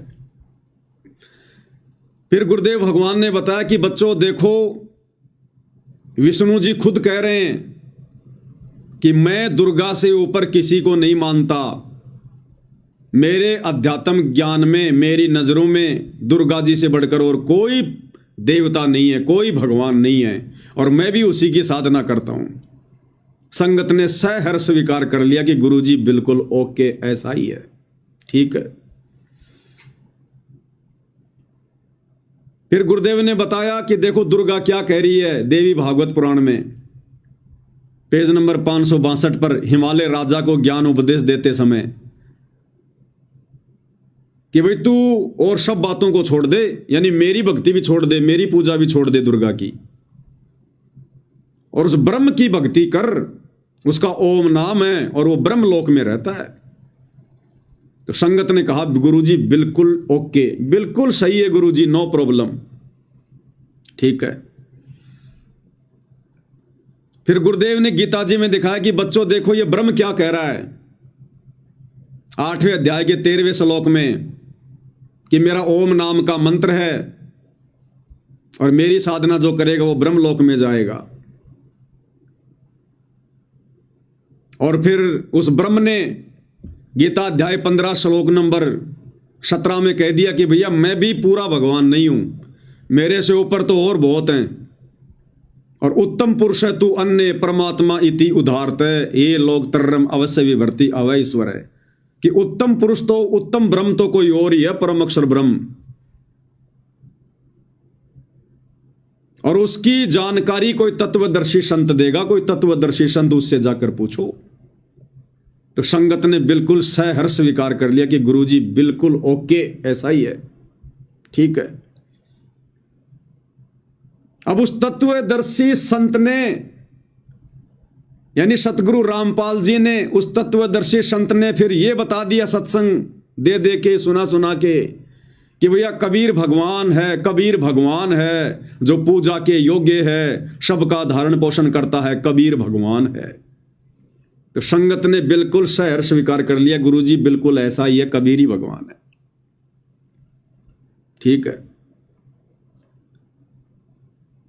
फिर गुरुजी ने यह भी दिखा दिया कबीर सागर में कि देखो 650 साल पहले उस कबीर ने क्या कहा था कि जब आवे 5505 तब ये वचन मेरा होगा साचा, और 12वें पंथ हम ही चल आवें, सब पंथों को मिटाकर एक पंथ चलावें। कबीर ने क्या कहा कि आगे चलकर बिचली पीढ़ी में 12वें पंथ में मैं कबीर खुद ही आऊंगा, लोगों को ज्ञान बताऊंगा, 13वां कबीर पंथ चलाऊंगा, गरीबदास के 12वें पंथ में आऊंगा। तो संगत ने बिल्कुल सहर्ष स्वीकार कर लिया कि गुरुजी बिल्कुल ऐसा ही है, कबीर जी आएंगे, ओके। अब उसके बाद सत्सेवकों ने बताना शुरू कर दिया कि देखो भाई 12वें पंथ में कौन आया है, कबीर। 13वां पंथ आकर किसने चलाया, ये है कबीर संत रामपाल जी, ये है वो भगवान जो स्वयं आ गए हैं, जो उन्होंने 650 साल पहले बात कही थी कि 12वें पंथ में हम ही चलावें, सब पंथों को मिटाकर एक पंथ चलावें। तो भाई देख लो संगत वालों, 17 फरवरी 1988 को आदरणीय गरीबदास जी के 12वें पंथ में बिल्कुल लास्ट टाइम पर जो वो पंथ समाप्त होने वाला था, वो कबीर आ चुका है संत रामपाल जी के रूप में, और जो 13वां पंथ चलाने की बात कह रहा था, देख लो 1994 में उन्होंने 13वां पंथ शुरू कर दिया। अब इनके ये बात गले नहीं उतर रही, इनके खांसी हो जाती है फिर यहां पर खिच खिच, ना ना ना ये नहीं हो सकता, संत रामपाल जी कबीर नहीं हो सकते, ये पूर्ण ब्रह्म नहीं हो सकते, और सब बातें ठीक है तुम्हारी, लेकिन संत रामपाल जी पूर्ण ब्रह्म नहीं हो सकते, कबीर नहीं हो सकते।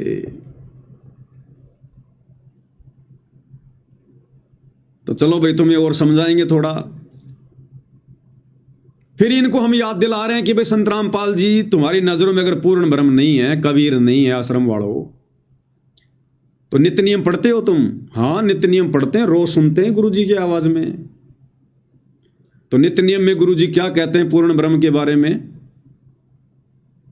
सतगुरु के बारे में क्या कहते हैं, सतगुरु कौन है, सतगुरु कौन है वर्तमान में? तो भगत कहते हैं कि जी हमारे गुरु जी संत रामपाल जी हैं सतगुरु। अच्छा संत रामपाल जी कच्चे सतगुरु हैं, पक्के सतगुरु? अरे पक्के सतगुरु, कच्चे का कोई मतलब ही नहीं है। तो सतगुरु के बारे में क्या लिखा है नित्य नियम में, तुम रोज सुनते हो, क्या लिखा है जी? सतगुरु पूर्ण ब्रह्म है और सतगुरु आप अलेख, सतगुरु रमता राम है, इसमें मीन न मेख। अरे आश्रम वालों, पूर्ण ब्रह्म कौन है? पूर्ण ब्रह्म तो कबीर है, कबीर। और यहां किसको कहा जा रहा है पूर्ण ब्रह्म? सतगुरु को, कि सतगुरु ही पूर्ण ब्रह्म है। और सतगुरु आप अलेख, सतगुरु ही वो अदृश्य परमात्मा है जो निर्गुण रूप में सतलोक में बैठा हुआ है। आप अलेख यानी जिसको कोई लख नहीं सकता, जिसको कोई देख नहीं सकता अपनी मर्जी से। और सतगुरु ही रमता राम है। रमता राम यानी विचरण करने वाला, जगह जगह प्रकट होकर अपना ज्ञान प्रचार करने वाला, घूम घूम के, उसको कहते हैं रमता राम। सतगुरु ही रमता राम है। और कहते हैं या में मीन न मेख, यानी इनमें बिल्कुल भी संदेह की कोई गुंजाइश नहीं है। फिर भी संगत कहती है कि नहीं नहीं नहीं नहीं नहीं नहीं, संत रामपाल जी सतगुरु तो हैं लेकिन पूर्ण ब्रह्म नहीं है। ये कबीर नहीं हो सकते, पूर्ण ब्रह्म नहीं है। सतलोक में ये संत रामपाल जी नहीं हो सकते कबीर रूप में। वो पूर्ण ब्रह्म तो कोई और है, दाढ़ी वाला, मूछ वाला। अब कैसे समझाएं भाई तुम्हें? चलो और क्या बताएं तुम्हें। अच्छा ये बताओ, जो गरीबदास जी को आकर मिले थे वो कौन थे? अरे वो तो पूर्ण ब्रह्म थे, कबीर भगवान थे, जो जिंदा बाबा के रूप में गरीबदास जी को आकर मिले 10 साल की उम्र में गांव छुड़ाने के खेतों में। उनको सतलोक लेकर गए, उनको सचखंड दिखाया। वो तो कबीर थे, भगवान थे, पूर्ण ब्रह्म थे, उसमें कोई मीन मेख नहीं है। सारी सृष्टि के मालिक हैं वो। उनके अलावा भला दूसरा कबीर और कौन आ गया? तो संगत के ये स्टेटमेंट होते हैं फिर गरीबदास जी के गुरु के लिए कि वो पूर्ण ब्रह्म है, पूर्ण ब्रह्म। अब भाइयों और बहनों,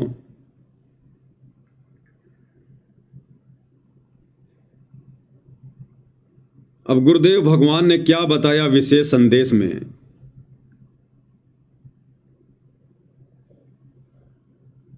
कि नालायको, तुम जिस गरीब दास के गुरु को पूर्ण ब्रह्म कह रहे हो, परमात्मा कह रहे हो कि वो पूर्ण ब्रह्म है, एक विशेष संदेश दास निकाल रहा है।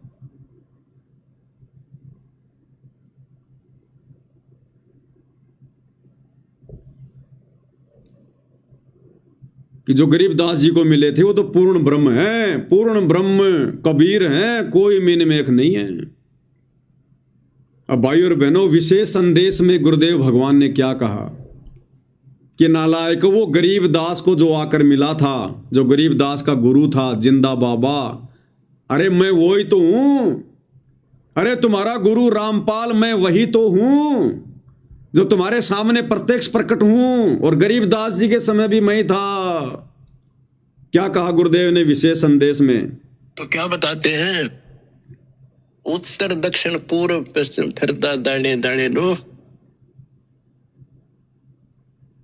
और सर्व कला सतगुरु साहिब की। हरि आए हरियाणे। गरीबदास जी के समय आए थे, बारे भाई प्रगट सामने था रे, पहचाने जात पहचान लियो। गरीबदास जी के समय आए थे, बारे भाई प्रगट सामने था रे, पहचाने जात पहचान लियो।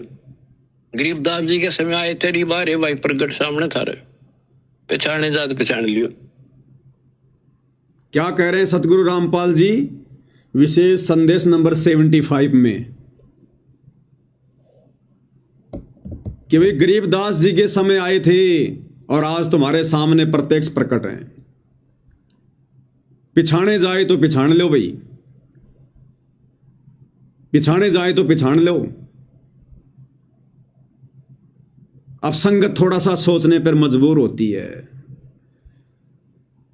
कि भाई हम तो गरीबदास जी के गुरु को पूर्ण ब्रह्म मान रहे हैं, कबीर मान रहे हैं, और यहां तो गुरुदेव ने जेल से जो संदेश भेजे हैं 75 नंबर विशेष संदेश में साफ साफ कह दिया कि रे वो मैं तो हूं जो गरीबदास का गुरु बन के आया था।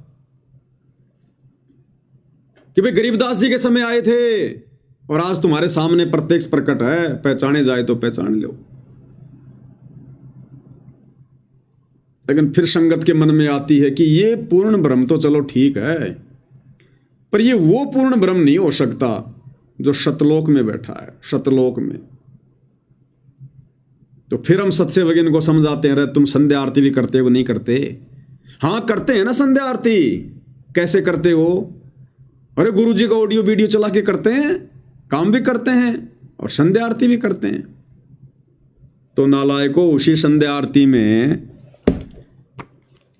जब पेज नंबर 58 पे हम जाते हैं, 58 पेज नंबर पर संध्या आरती में, अब आश्रम वालों की तो पता नहीं कितने पेज नंबर है, लेकिन सात संगत वाली तो 58 पेज नंबर है। तो जब 58 पेज नंबर पे जाते हैं तो इसमें क्या वाणी आ रही है कि पूर्ण ब्रह्म कौन है, सतलोक में कौन बैठा है? अनंत कोटि जाके बाजे बाजें और पूर्ण ब्रह्म अमरपुर साजें। अरे अभी तुमने मान तो लिया था कि गरीबदास जी के गुरु पूर्ण ब्रह्म है, और अब तुम्हारे को गुरुदेव भगवान के मुख कमल से वीडियो सुना दिया, ऑडियो इसार जेल वाला, कि भाई गरीबदास जी के समय आए थे और अब तुम्हारे सामने प्रत्यक्ष प्रकट हैं, पहचान सको तो पहचान लो। तो कौन हुए फिर पूर्ण ब्रह्म वर्तमान में? सतगुरु रामपाल जी हुए ना। हाँ, तो सतलोक में फिर कौन बैठा है? इस वाणी के अनुसार पूर्ण ब्रह्म, अनंत कोटि जाके बाजे बाजे, पूर्ण ब्रह्म अमरपुर साजें।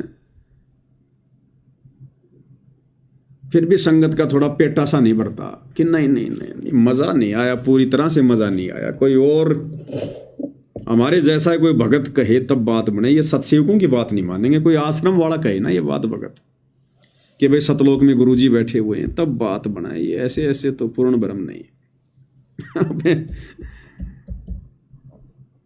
अब इनको भाई और बहनों इन्हीं के भक्तों के एंट्री सुना देते हैं आश्रम वालों के, क्योंकि हमारे ऊपर तो ये विश्वास करते नहीं है। तो आश्रम वालों के सुना देते हैं भाई और बहनों। कम से कम उनकी बात मान के भी अगर इनकी बुद्धि ठिकाने आ जाए तो इन भोली आत्माओं का भला हो जाए, इनका भला हो जाए अगर इनकी बात भी मान लेंगे तो। अगर ये तो भाई तुम्हें आश्रम वालों के एक दो इंटरव्यू सुना देते हैं। ये इंटरव्यू हमने तो बनाए नहीं, हम तो इनको जानते भी नहीं। इन सतलोक आश्रमों में इन्होंने इंटरव्यू दिए हैं। तो ये आश्रमों से जुड़ी एक बहन है, ये बहन ही तुम्हें बताएगी भाई कम से कम इनकी बात तो मान लेना। अगर सत्सेवकों की नहीं मानो तो इन आश्रमों से जुड़े हुए लोगों की तो मान लो। ये बहन कह रही है मैं सतलोक में गई थी, मुझे गुरुजी लेकर गए थे, और सतलोक के सिंहासन पर कौन बैठे हुए थे? मुझे गुरुजी लेकर गए, और जब मैंने वहां देखा कबीर साहिब बैठे वहां सिंहासन पर, और संत रामपाल जी उसके ऊपर चवर कर रहे हैं, तो मेरे मन में आया कि ये है कबीर भगवान जिस पर संत रामपाल जी चवर कर रहे हैं। फिर मैं क्या देखती हूं, वो कबीर भगवान दाढ़ी मूंछ वाला जिसको मैं कबीर मान रही थी वो खड़ा हुआ, और संत रामपाल जी सिंहासन पर बैठ गए, और उसके बाद में वो दाढ़ी मूंछ वाला कबीर संत रामपाल जी पे चवर कर रहा है, और थोड़ी देर बाद में दाढ़ी मूंछ वाला संत रामपाल जी के अंदर समा गया, अकेले संत रामपाल जी बच गए। फिर मेरी आंखें खुली, ओ हो ये तो संत रामपाल जी पूर्ण परमात्मा है, कबीर जी हैं। महाराज जी ने मुझे कबीर साहिब जी के सिंहासन के पास ले गए, और वहां पर बंदीछोड़ सतगुरु रामपाल जी महाराज जी कबीर साहिब के सिंहासन के साइड में खड़े हो गए, और मैं उनके सामने कबीर साहिब के सामने खड़ी थी। तो क्या हुआ, देखते ही देखते क्या हुआ कि बंदीछोड़ सतगुरु रामपाल जी महाराज कबीर साहिब के शरीर में समा गए, और फिर अकेले कबीर परमात्मा रह गए। फिर कबीर परमात्मा का शरीर बंदीछोड़ सतगुरु रामपाल जी महाराज जी के रूप में चेंज हो गया। फिर बंदीछोड़ सतगुरु रामपाल जी महाराज जी कबीर साहिब के रूप में चेंज हो गए। फिर तब मुझे वहां पर समझ आया कि जो बंदीछोड़ सतगुरु रामपाल जी महाराज जी हमारे बीच यहाँ धरती पर रह रहे हैं, यही खुद कबीर परमात्मा है, और यही भगवान है जिसे मैं बचपन से तलाश रही। धन्यवाद बहन जी, मंद बुद्धियों को समझाने के लिए। अगर समझ जाएंगे तो भाई ये सतलोक आश्रमों से जुड़ी बहन है। इंटरव्यू देने वाली भी तुम्हारी बहन, इंटरव्यू लेने वाले भी तुम्हारे भाई, और इन इंटरव्यू को तुम टीवी चैनलों पर चलाते हो। और फिर भी तुम्हें यदि यकीन नहीं है कि ये बहन जो कह रही है वो सही होगा, तो फिर ये सत्संग सुनना छोड़ दो। फिर ये इंटरव्यू टीवी चैनल पर क्यों चलाते हो? क्यों भक्तों का पैसा बर्बाद करते हो? फिर तुम, जब तुमने विश्वास ही नहीं है इन इंटरव्यू पर, क्यों फिर भक्तों का पैसा बर्बाद कर रहे हो? क्यों तुम अपने समाज से बर्बाद कर रहे हो? क्यों फिर तुम ये भक्ति कर रहे हो? तो क्लियर कर दिया इस बहन ने। ऐसे बहुत सारे इंटरव्यू मेरे पास में, हर बार सुनाता हूं आप भाई बहनों को कि सतलोक के सिंहासन पर कौर बैठे हुए हैं। तो ये सारी बातें देख के फिर इन आश्रम वालों को भाई और बहनों इतनी तो समझ में आ जाती है कि भाई दाल में कुछ काला है, दाल में कुछ काला है। इतना सब कुछ देखकर ये कंफ्यूजन वाली स्थिति में आ चुके हैं आश्रम वाले। कंफ्यूजन कि भाई वास्तव में असली कबीर ये ढाडी मूछ वाला है या असली कबीर संत रामपाल जी हैं। तो ये कंफ्यूजन वाली स्थिति में आ गई। अभी क्लियर अभी भी नहीं है, कंफ्यूजन वाली स्थिति में है। एक सत्संग में गुरुदेव भगवान ने बताया, सत्संग में बताया या शायद वैसे, दो व्यक्ति थे, पुराने समय की बात है। दो व्यक्ति थे बेचारे, गांव से वो एक बार दिल्ली चले गए, दिल्ली। अब दिल्ली जाते जाते उनको रात्रि हो गई, शाम हो गई। अब शाम के समय तो बाजार वगैरह धीरे धीरे बंद होने लगे जाते हैं। तो तकरीबन सर्दियों का टाइम था, 7:30-8 बजे के आसपास वो ट्रेन से दिल्ली उतरे। और दिल्ली उतरते जैसे ही वो, पहली बार गए थे बेचारे, गांव में रहने वाले थे, ज़्यादा जानकारी थी नहीं उनको। जैसे ही स्टेशन के बाहर निकले तो बाहर निकलते उन्होंने क्या देखा, एक आदमी अमरूद बेच रहा है। अब गांव में बेचारे सूखी सूखी रोटी खाने वाले, साग सब्जी खाने वाले, अंग्रेजों के ज़माने की बात, इतनी गरीबी। तो उसने वो हरे हरे अमरूद देखकर रेडी पर और पूछा कि भाई साहब ये क्या है? तो उस आदमी को उस रेडी वाले ने बताया कि अमरूद हैं। अमरूद? हाँ बोले अमरूद। उसने रट्टा मार लिया, अमरूद अमरूद। कि गांव वाले पूछेंगे, उनको बताना भी तो पड़ेगा ना, तो क्या क्या देख के आया दिल्ली में। थोड़ा सा आगे गया तो एक आदमी हाथी लेकर जा रहा था। उसने देखा, अरे ये क्या है भाई, हमारे गांव की भैंसों से भी बड़ा, ऊंट से भी बड़ा, ये क्या है भाई? उसने पूछा, अरे भाई ये क्या है? बोले हाथी है, हाथी। हाथी? बोले हाँ हाथी है ये। और ज़्यादा अंधेरा हो गया। वो बेचारा जहाँ गया था अपना काम धाम करके, रात को ही वापस ट्रेन में बैठ के गाँव आ गया। अब भाई और बहनों, साल 6 महीने बाद में एक महावत अपना हाथी लेकर उस गांव में चला गया। गांव गांव जाता था वो मांगने के लिए कि लोग इस हाथी को देख देख के, इसको गणेश जी का अवतार मान मान के, क्योंकि पहले बहुत ज़्यादा भोले थे लोग, शिक्षा थी नहीं। ऐसे कोई हाथी आ जाता था, उसके सूंड के हाथ लगा लगा के, जय महाराज, जय हो गणेश जी, जय हो गणेश जी, अनाज वगैरह पैसे वगैरह दे दिया करते थे। तो पहली बार उस गांव में हाथी आया, पहली बार। गांव वालों ने भी नहीं देखा कभी जिंदगी में। अब जो महावत हाथी लेकर आया तो गांव वाले एक बार तो डर गए कि भाई ये क्या सांग आ गया। लेकिन जब देखा इसके ऊपर एक आदमी बैठा हुआ तो थोड़ी उनको हिम्मत बंधी कि है तो कोई कंट्रोल में चीज ये। अब गांव वाले यूं देखें उसके, लेकिन समझ में क्या हुआ, क्योंकि पहले कभी देखा हुआ नहीं। और महावत ये देख रहा कि भाई ये लोग अचंबा मान रहे हैं, क्योंकि गांव में पहले कभी हाथी आया नहीं। तो एक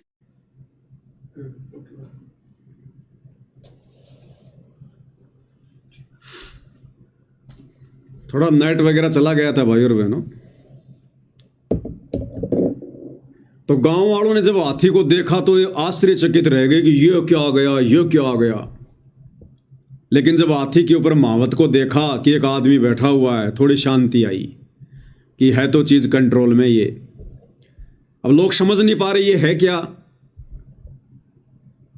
तो एक आदमी ने कहा, वो दिल्ली गया था ना वो रामचंद्र, उसको लाओ बुला के, वो बताएगा। तो लोग उसको लाए बुला के। अब वो भी कंफ्यूज हो गया वो भी बेचारा कंफ्यूज हो गया। अब भाई और बहनों, उसने क्या किया, हाथी के चारों तरफ यूं घूमने लगा, देखने लगा यूं बड़े गौर से, बड़े गौर से। तो गांव वालों ने कहा तू बताता क्यों नहीं, तू दिल्ली गया था, के है यो? तो उस रामचंद्र ने कहा बड़ा ध्यान से यूं मतलब सोच विचार के,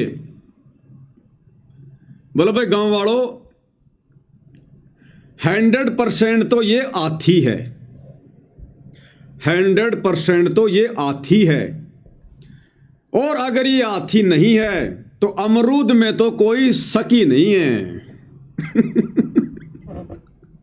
बोला 100% तो यो हाथी है, अगर 1% हाथी नहीं हुआ तो अमरूद में तो कोई शकी नहीं है, अमरूद तो फिर ये है ही है, क्योंकि बेचारे ने दो ही चीज देखी थी, हाथी और अमरूद। तो कंफ्यूज हो गया वो, कई दिन की बात हो गई, भूल गया हाथी कौन सा था और अमरूद कौन सा था। तो सोच समझ के विचार किया, बोले भाई 100% तो ये हाथी है, अगर हाथी नहीं हुआ तो अमरूद में तो फिर कोई शक ही नहीं है, अमरूद तो ये पक्का है। तो भाई और बहनों, इन आश्रम वालों को तो इन सत्संगों में, बेचारी भोली भाली आत्माओं को इन समागमों में केवल एक ही चीज पढ़ाई जाती है, एक ही चीज, पवनदास गुरुद्रोही, पवनदास गुरुद्रोही, गुरुद्रोही की पैड़ पर जय पगावे बीड़, 84 निश्चय पढ़े सतगुरु कहें कबीर। बस ये दो बातें इनको रटा रखी हैं, दो बातें, इससे ज्यादा इनको कुछ नहीं पता इनको। तो ये कंफ्यूज तो हो गए सात संगति की वीडियो देख देख के, इतना तो इनके अंदर सिस्टम थोड़ा हिल गया कि यो सौदा के है, यो असली भगवान दाढ़ी मूंछ वाला है, सतगुरु रामपाल जी है, लेकिन कन्फर्म ये अभी भी नहीं हो पा रहे यो हाथी है का अमरूद है। तो भाई और बहनों, हाथी तो हाथी रहेगा, हाथी तो हाथी रहेगा, और अंत में मानने में भलाई है। तो भाई और बहनों, अभी इनके भाग्य के ऊपर है, इनके संस्कार के ऊपर है, क्योंकि सकल पदार्थ है जगमाही और भाग बिना नर पावत नाही। तो ये इतना आसान नहीं है इस कबीर भगवान को समझना, इसको पहचानना। भाई और बहनों, बड़ा मुश्किल काम है।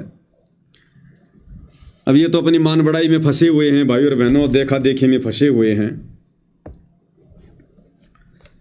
और परमात्मा अपनी वाणी में क्या कहते हैं ये मान सम्मान के भूखे लोगों के लिए, कि ये मान गुमान छोड़ मेरे मनवा, तत्व भेद तब दर्श है। ये मान गुमान छोड़ मेरे मनवा, मान यानी सम्मान और गुमान यानी अभिमान, अहंकार। गुरुदेव के आदेश हैं परमात्मा के कि मान गुमान छोड़ मेरे मनवा, तत्व भेद तब दर्श है, कि जब तक तेरे अंदर से ये मान सम्मान की चाहत, ये अहंकार और मान बढ़ाई नहीं जाएगी, तब तक तुझे तत्व ज्ञान समझ में नहीं आएगा, तुझे सतगुरु के भगवान के रूप में दर्शन नहीं होंगे, तो अपने जैसा मानुष ही मानेगा। तो ये लितानी गांव के अंदर ये सतलोक आश्रम वाले जो ये सोल वगैरह सम्मान के रूप में स्वीकार कर रहे हैं, अभी तो इनमें मान बढ़ाई की भूख है। इन्होंने पकड़ भी कैसे लिए, वो सोल पकड़ भी कैसे लिए। चलो गांव वाले तो भाई उनको तत्व ज्ञान नहीं है, उन्होंने तो ये सोचकर भैया इन्होंने हमारे गांव की मदद की है, इनका सम्मान करो। कोई और मदद करते हो तो उनका भी सम्मान करते। लेकिन तुम लोगों ने वो चद्दर अपने हाथों में कैसे पकड़ ली? तुम्हारे हाथ क्यों नहीं कट गए उस समय? क्या उदाहरण पेश कर दिया तुम लोगों ने, अपना मजाक बनवा लिया तुमने भगत समाज के सामने। अरे वर्तमान के 90% भक्तों की आंखें बंद है, तो इसका मतलब ये थोड़ी है कि आने वाले समय में भी भक्तों की आंखें ऐसी बंद रहेंगी। लोग हंसा करेंगे तुम्हारी मूर्खता पर इन वीडियो को देख देख के। तो परमात्मा कहते हैं मान गुमान छोड़ मेरे मनवा, तत्व भेद तब दर्श है, और प्रेम भाव सतगुरु में हो जा, तब सहज अमृत बरस है। और जब तक तेरा प्रेम, तेरा प्यार एकमात्र अपने गुरुदेव भगवान में नहीं होगा, तब तक तेरी बात नहीं बनेगी। तो अभी तक तो इनके 5-5 पति हैं। दाढ़ी मूंछ वाले कबीर जी जून के महीने में उसको पति मान के उसका प्रकट दिवस, फिर गरीबदास जी का बोध दिवस मनाकर उसको अपना पति मना लेते हैं। इनके दरबार में फिर दादा गुरु की फोटो रखी रहती है, वो इनका पति, क्योंकि दंडवत करते हैं सबको। पंडित चिदानंद जी जिसकी शकल नहीं देखी, जिसका कोई सत्संग नहीं सुना, उसकी भी दरबार में फोटो लगा रखी है, वो भी इनका पति। 4 और बीच में संत रामपाल जी को बैठा रखा है। तो इनके तो 5-5 पति हैं।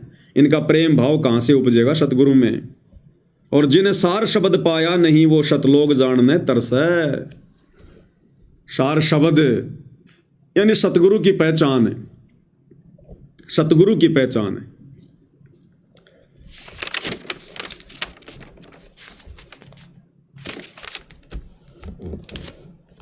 तो भाई और बहनों, एक छोटा सा शब्द है परमात्मा का, ये गा लेते हैं मालिक की महिमा में। खुलासा इसका पहले हो चुका है परमात्मा जी के आशीर्वाद से। बंदी छोड़ सतगुरु रामपाल जी परमेश्वर जी की जय हो। मुक्ति का मार्ग जोर है, कोई देखो सत्संग करके। मुक्ति का मार्ग जोर है, कोई देखो सत्संग करके। कोई देखो सत्संग करके, कोई देखो सत्संग करके। मुक्ति का मार्ग जोर है, कोई देखो सत्संग करके। सत्संग किया था बजरंगी ने मुनिंदर जी के संग में। सत्संग किया था बजरंगी ने मुनिंदर जी के संग में। कहें मुनिंदर सुनो हनुमाना, तुम उलझे झूठे रंग में। कहें मुनिंदर सुनो हनुमाना, तुम उलझे झूठे रंग में। ये 30 करोड़ राम हो जालिए जीत जीत के जंग ने। ये 30 करोड़ राम हो जालिए जीत जीत के जंग ने। देखा सतलोक नजारा था, विधि पूछी पैर पकड़ के। विधि पूजी पैर पकड़ के, विधि बूझी पैर पकड़ के। मुक्ति का मार्ग जोर है, कोई देखो सत्संग करके।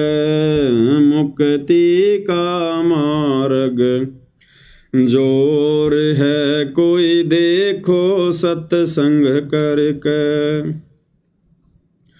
जोग जीत के सत्संग में एक दिन आ गए कागभूषंडा।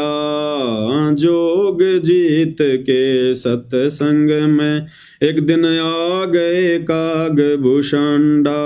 मुझे ऐसा मार्ग नहीं मिला, मैं फिर लिया नो खंडा। मोहे ऐसा मार्ग नहीं मिला, मैं फिर लिया नो खंडा। उपदेश लिया फिर सुमरण कीन्या, तब मिट्या काल का दंडा। उपदेश लिया फिर सुमरण कीन्या, तब मिट्या काल का दंडा। वो कर अधीनी बंदगी, सतगुरु चरणा के माँ पढ़ के। सतगुरु चरणा के माँ पढ़ के, सतगुरु चरणा के माँ पढ़ के। मुक्ति का मार्ग जोर है, कोई देखो सत्संग करके। सत्संग किया था परमेश्वर ने पक्षी राज गरुड़ से। सत्संग किया था परमेश्वर से पक्षी राज गरुड़ ने।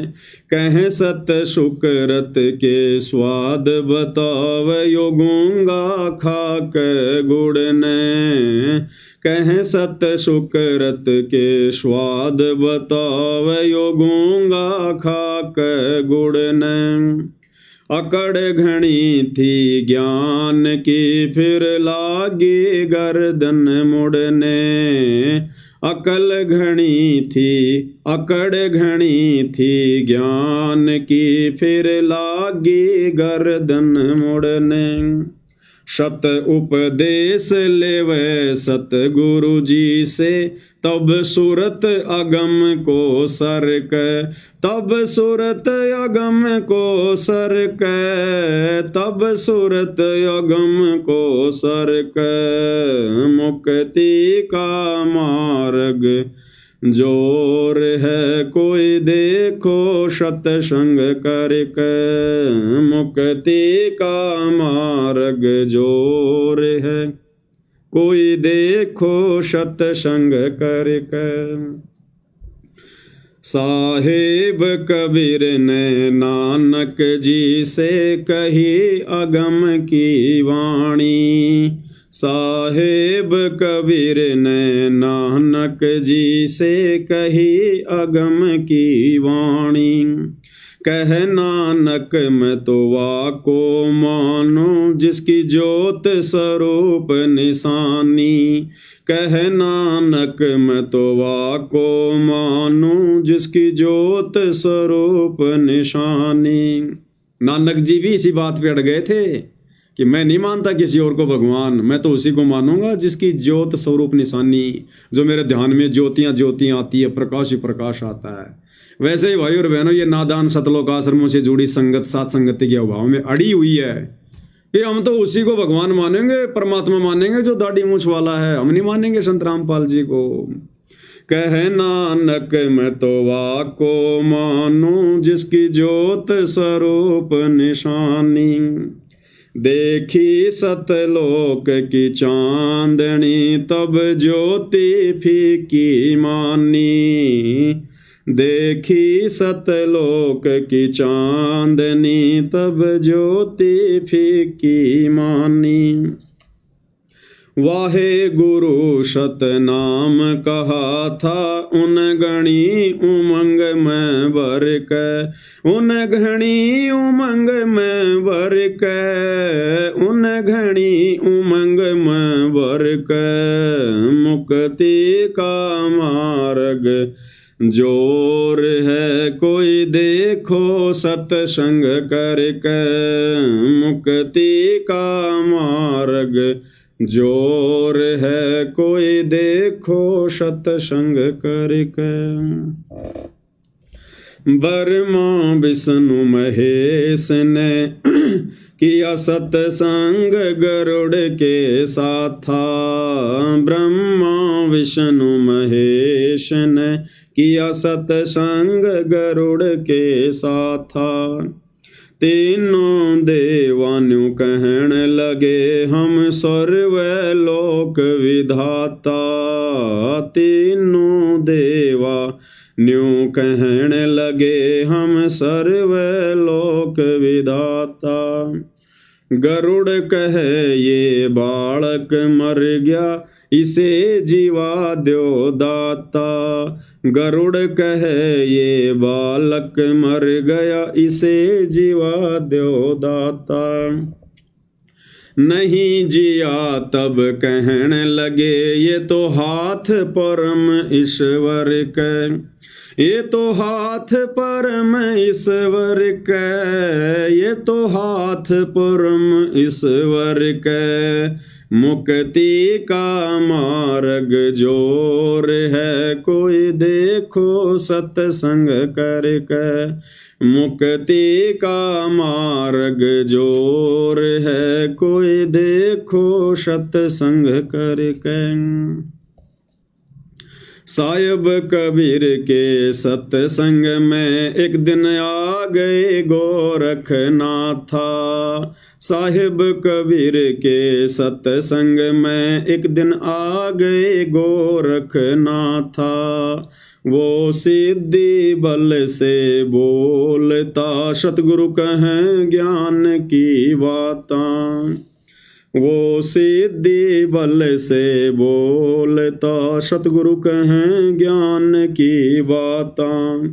जब पूर्ण सिद्धि दिखलाई तब नाथ जी रगड़ा माथा, जब पूर्ण सिद्धि दिखलाई तब नाथ जी रगड़ा माथा।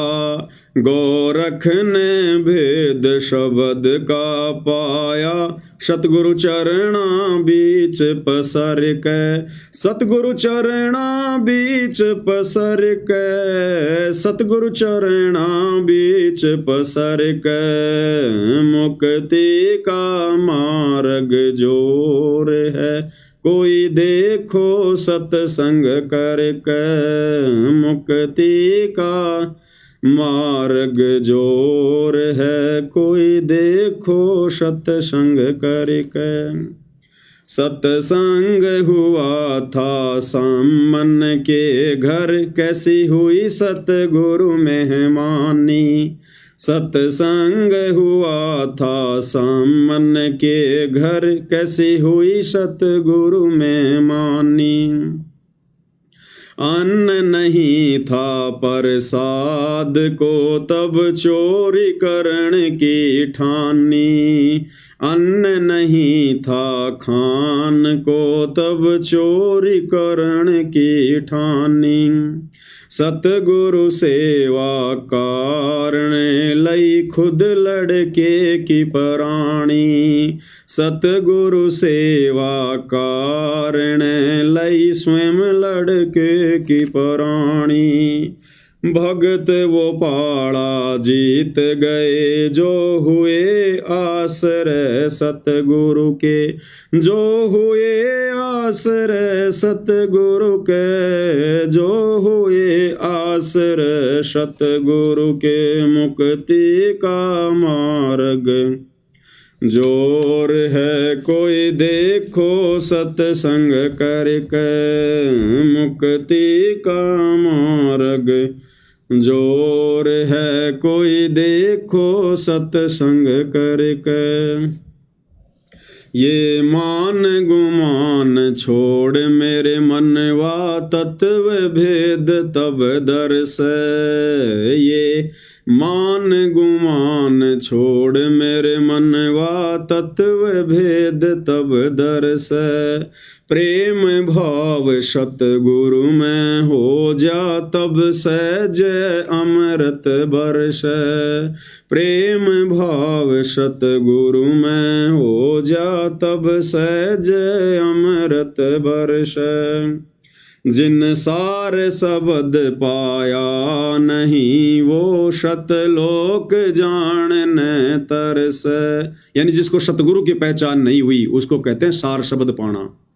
जिन सार शब्द पाया नहीं, वो सतलोक जानने तरस, कहें कबीर मुक्ति को पाले, हरदम सतगुरु नाम सुमर के, हरदम सतगुरु नाम सुमर के, हरदम सतगुरु नाम सुमर के, मुक्ति का मार्ग जोर है, कोई देखो सत्संग करके, मुक्ति का मार्ग जोर है, कोई देखो सत्संग।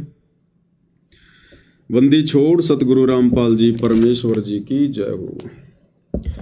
तो भाई और बहनों, पूज्य गुरुदेव भगवान के आशीर्वाद से आज की सात संगति में केवल इतना ही। परमेश्वर हम सभी आत्माओं को सद्बुद्धि दे, आशीर्वाद दे, हमारा मार्गदर्शन करे। जिस प्रकार से काल के जाल में आश्रम वाले भाई बहन फंसे हुए हैं, भटके हुए हैं, ऐसे परमेश्वर इस काल बली से हमारी रक्षा करे, हमारी सुरक्षा करे और हमें भक्ति की ऊंचाइयों पर बैठाए और इसी मनुष्य जन्म में परमेश्वर हमें मोक्ष प्रदान करे। एकमात्र यही कामना में सभी सत्सेवक भाई बहनों की गुरुदेव भगवान से है। तो आज की सात संगति में केवल इतना ही। कल परमात्मा फिर मौका देंगे, फिर भगत भाई बहनों के बीच में हाजिर होंगे। बंदी छोड़ सतगुरु रामपाल जी परमेश्वर जी की जय हो।